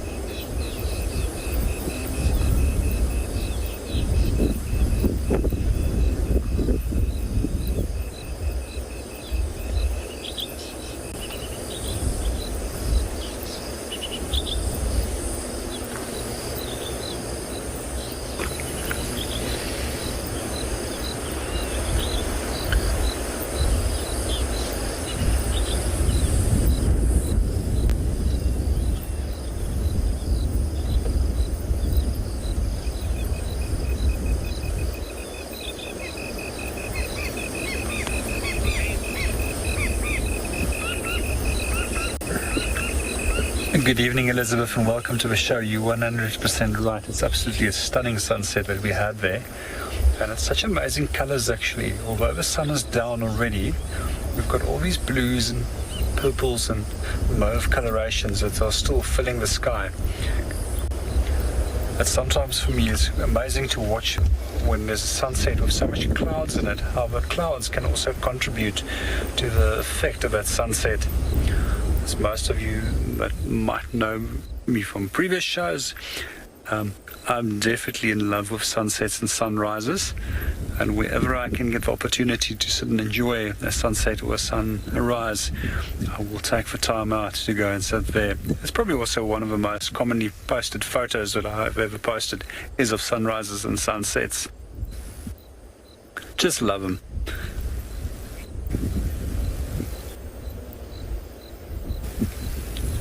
We're just going to stick a little bit longer here on this open plains and hope that this lioness might come out. Quite often with wind that muffles the sounds, that makes it actually a little bit easier for them to hunt. But in the meanwhile, we're going to hand you over to Maurits, who's busy viewing wild dogs at Swallow.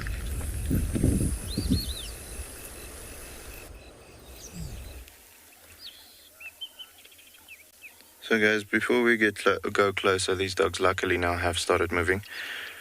Have a look at how cool that is to have that sort of sunset with the dogs in the short grass, which we don't have a lot of at the moment, mostly long.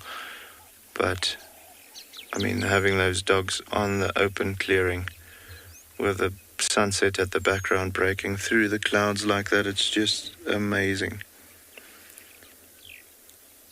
We'll go, like I said, we'll go a little closer now. You can see there's quite a bit of smelling and so on going on.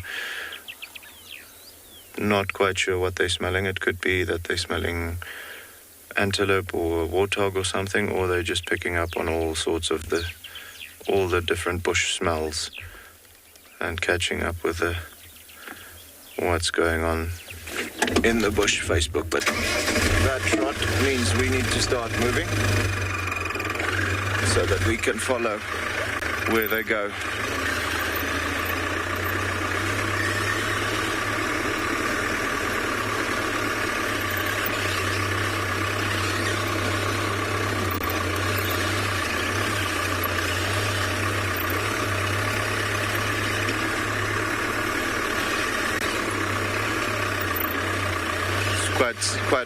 Something quite interesting happening at the moment. We'll show you now. The male and female alpha pair is engaging in a bit of a ritual where both of them are marking and so on.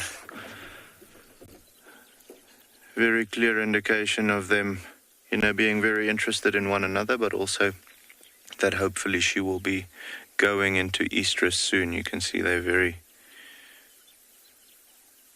much doing the same thing at the moment.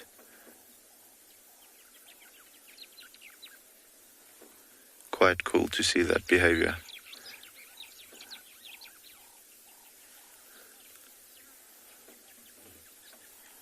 And the other two dogs are keeping their eyes open for, well, I think prey animals at the moment. We'll see soon. This area, shame, look at how cute that guy is now rolling in the completely destroying that bush though. He must like what she's just told him as far as the chemical messages was concerned.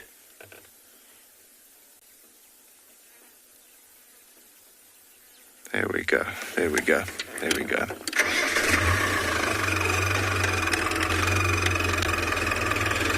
Gwendolyn, yes. So the alpha, like I mentioned earlier, sometimes the beta female will get pregnant, and it will most likely be the alpha male that would have mated with her. So if he walks around a little bit, you'll find that is the case, where the alpha male mates with a beta female and she gets pregnant, and it will most likely be when the alpha female allows it as well. So when they need the pack to grow in numbers quite substantially.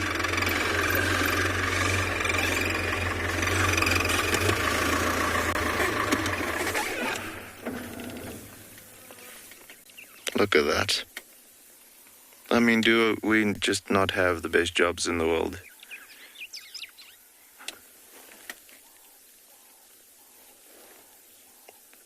That was epic.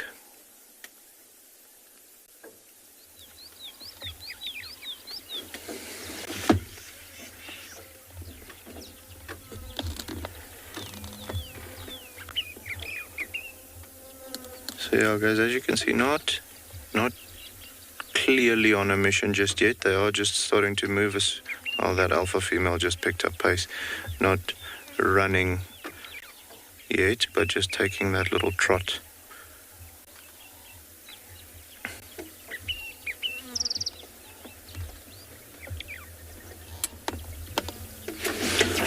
Happy, yeah. It is a special scene to have. I mean, it's just incredible to have this with the dogs and with the sunset and with the green. So it's just beautiful. Very, very special. You know, you get this sense of almost relaxation. But then you remember it's wild dogs, so you know there's going to be some major action, hopefully soon. And that female is now definitely, the alpha female has now definitely picked up some pace.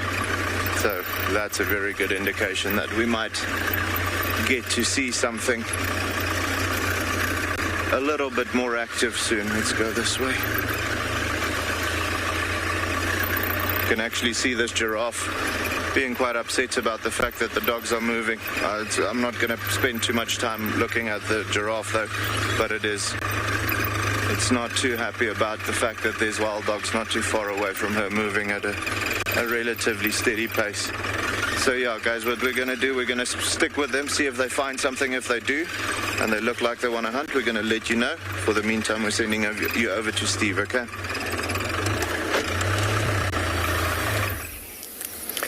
How amazing, Mo. You still got some sunshine that side and some mobile hounds. We've got some very immobile lions. Here we go. There's a tail flick. And almost all activity has ceased. So a little bit of chewing going on of the last final remnants of bones of this poor waterbuck.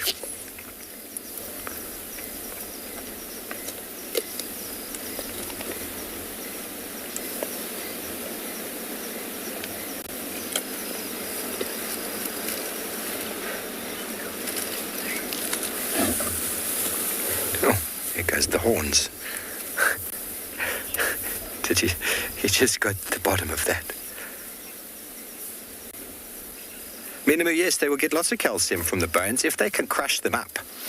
But the very sharp, jagged bits, these guys, lions, leopards, aren't able to digest. So they will, if they don't have time to chew them up like lions, like right now, anyone who's busy feeding on bones is actually doing a good job of it and being able to crunch and crunch and crunch. But when they're in the depths of the initial feeding stage, all that's going in is shards, bits of broken, everything they can get in. And so a lot of that, there'll probably be some digestion on it, but a lot of that then has to get regurgitated up because they're not able to digest it. It doesn't break down in the tummy and it can't go through the digestive tract. And so that then gets regurgitated with fern bone in little vomit piles, which we often find and love to dig in and find what animals have been in there. Hyenas, on the other hand, yes, are able to digest the bone completely, and then that comes out in their scat. Their scat turns very, very white. But a lot of animals will actually feed on the calcium of bones in the veld. Giraffe and kudu, specifically when they're breeding. Tortoises, porcupine, warthog will all feed on bone that they can find in the wilderness. And some animals will even go as far as to feed on very white and badly smelling hyena scat. Yep, you heard it.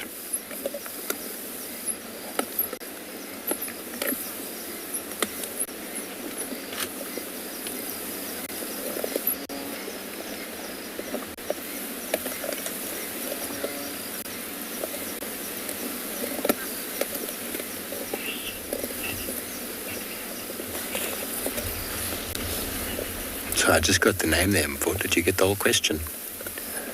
I heard Alan's name. I didn't get the question, though. Sorry, I didn't. I just heard the beginning and the end of that, unfortunately. Alan, the teeth, yeah, it's a very good question. I mean, you'll often find the soft bits of the face get eaten, and I've found teeth in animal vomit as well, in lion vomit, when they'll eat the face. The entire cheekbones, the jaws can be eaten. But invariably on big animals like giraffe and buffalo, and maybe on a big waterbuck like this, they'll eat the skin around the chin and around the face, but the entire face will be left behind. The entire nasal area probably chewed off and broken, and any of the soft bones broken. But the teeth themselves generally are left behind. But on a small animal, the whole thing will go in. The whole thing will go in the mouth and into the digestive system. I found bones, I found hooves, fur, as well as teeth in lion regurgitation before. We really are a weird bunch, aren't we? We walk around and we find these things and we get so excited. Oh, look at this lion vomit with fur and bones. And I found an entire impala hoof in one once. The entire hoof, untouched. It was just there, the whole hoof. There's no way that could have gone through the digestive system. It would have come out looking very differently if it had.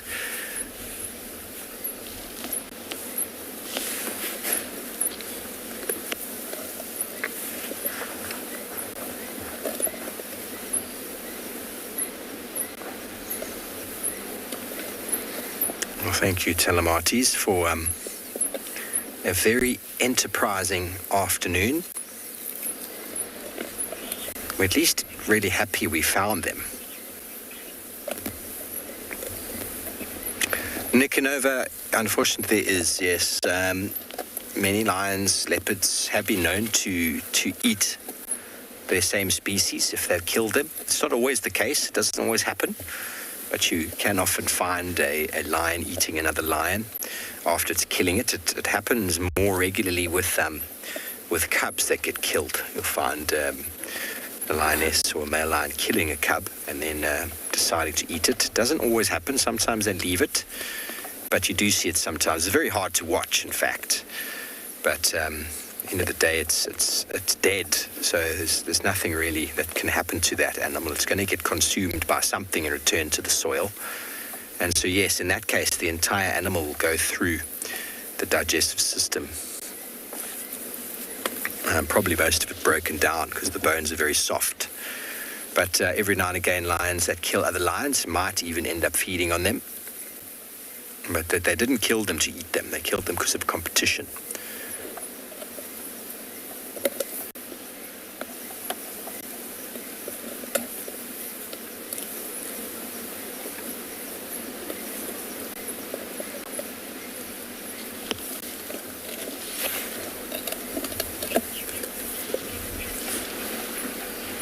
Okay, well, we're going to send you over to Tess at Anbion Ngala for an update.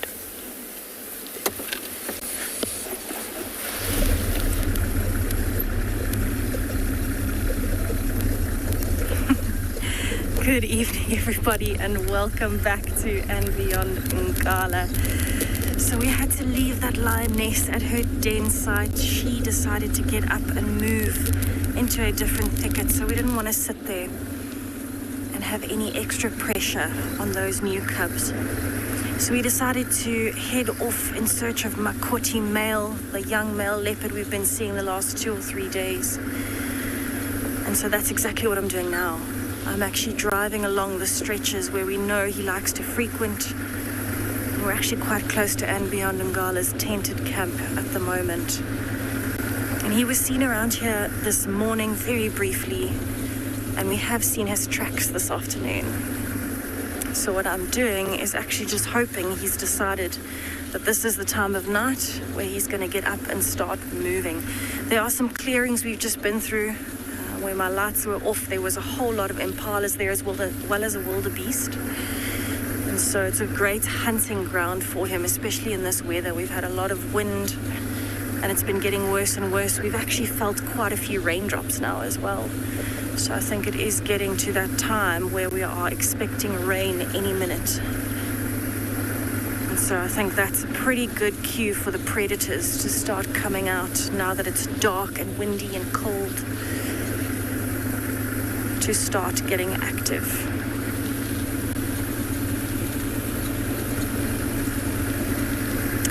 Just Max, the history of Anbion Ngala is actually quite a long history. It was actually initially farmland. They used to farm cattle here. And Hans Hoheisen was actually the man who decided to donate the land to WWF, and that was way back. And so instead of passing it on to his children, they all decided as a family it would be better to donate the land to WWF for conservation. And so WWF actually took over the properties and put them all together. And we're very close to Orpen Camp in the Kruger National Park. It's actually just on our eastern boundary. And from there it started becoming wild again, so it started rehabilitating itself and then converted over into the Kruger National Park. We were actually the first private game reserve incorporated into the Kruger National Park. A lot of other private reserves are only in the greater Kruger National Park area. We are very lucky that we are actually within the Kruger National Park. And the lodges have been here since 1991. And in 1994, our last fences came down with the Kruger National Park. So it's quite a long history. I was born in 1994. So that was all happening before I was even born. In the northern section of Anbion Ngala, that was actually initially a lodge itself, but for hunting safaris. And as soon as it was donated, we actually also bought a piece of land. We used it for conservation instead. So what I'm going to do is I am going to keep looking for Makoti male along this road. This is where we found his tracks this morning. And I'm going to send you over to Tswalu for an update.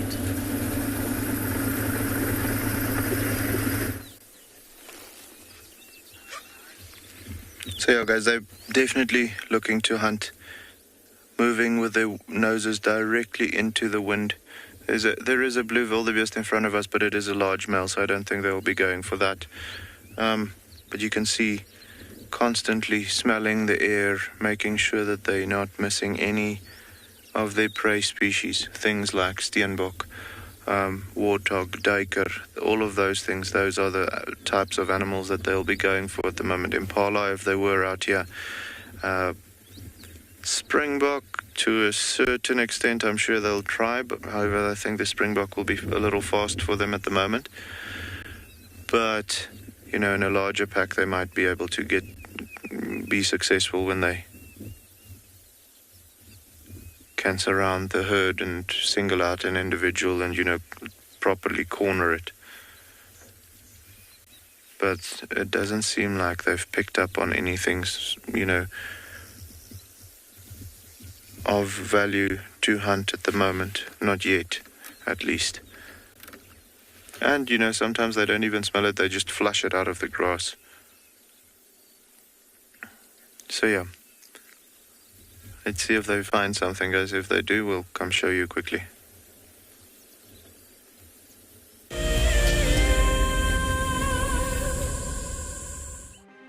For the month of January 2021, we are offering a chance to win a unique Wild Earth expedition to the magnificent Tswalu Kalahari. From the ancient Kortai's Koranenberg Mountains to the southern Kalahari's red sand dunes, Tswalu offers what travelers crave most: space and time. The winner will explore this landscape in a vehicle, on foot, or on horseback, with a chance to go behind the scenes with Wild Earth and, of course, meet the meerkats. The prize includes a 3-night stay for you and a friend at the luxury Motse Lodge, including flights from either Johannesburg or Cape Town. Open to all Wild Earth explorers who have signed up before the end of January 2021. Terms and conditions apply. If you love to watch Wild Earth, then we are inviting you to join our Explorers program. For a monthly subscription, you will have the opportunity to win fantastic Wild Earth expeditions, join our guides for a chat around the fire, receive weekly highlights from our shows, and much more. All the money will go to keeping these live safaris on air, which in turn allows us to escape into nature every single day. Hi, I'm Mike Anderson, and I come to you live every day from Eco Training Pridelands Conservancy in South Africa. The wild animal I think is most underrated. I think buffaloes are the most underrated. They're so tenacious and ferocious, and also very, very protective of each other, which I find incredible. You know, sometimes people think of the big five, they just think of lions and leopards and other big animals, but I think buffaloes are pretty underrated. Catch up with the guides daily here on Wild Earth. We have a baby pangolin. A baby pangolin. This is off the charts. This animal is about from your fingertips to your elbow. That's the total length of this animal. This is unreal. This is unreal. This is unreal. This is like now my 4th Christmas in a week. We should do this more often. Tune into Wild Earth every single day. It's in your nature. Welcome back to Djuma, and welcome back to the Talamati Pride. It's one of our young males who's looking rather uncomfortable. Very shallow breathing due to the fact that the belly's full, pushing up on the diaphragm. The pride seems to have all accumulated again. It's very hard to count them all. 1, 2, 3, 4, 5, 6, 7, maybe 8 there. And there's one on our right-hand side that came around to just check up on us. But I'm guessing the whole pride got together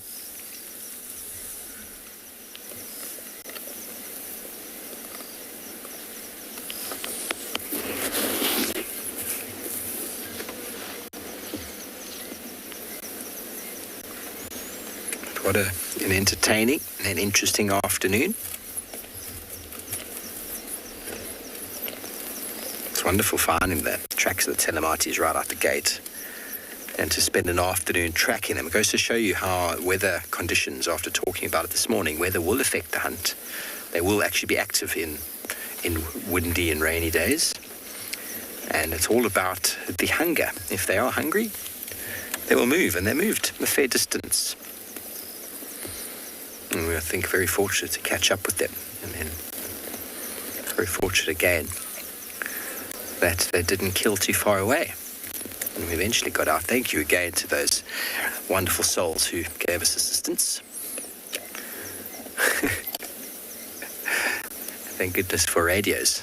No signal where we were. We do appreciate all of your comments and questions this afternoon, everybody. We have really, really enjoyed hosting you from all of our various locations this afternoon, and we look forward to hosting you once again tomorrow morning on the 24th of January, Sunday morning. Some of you might be staying in bed while you watch us in the morning. That's great. Or you might be busy with the rest of your day. But until then, from all of us here at Wild Earth and our various properties, we thank you. We'll see you tomorrow morning. Until then, good night and goodbye.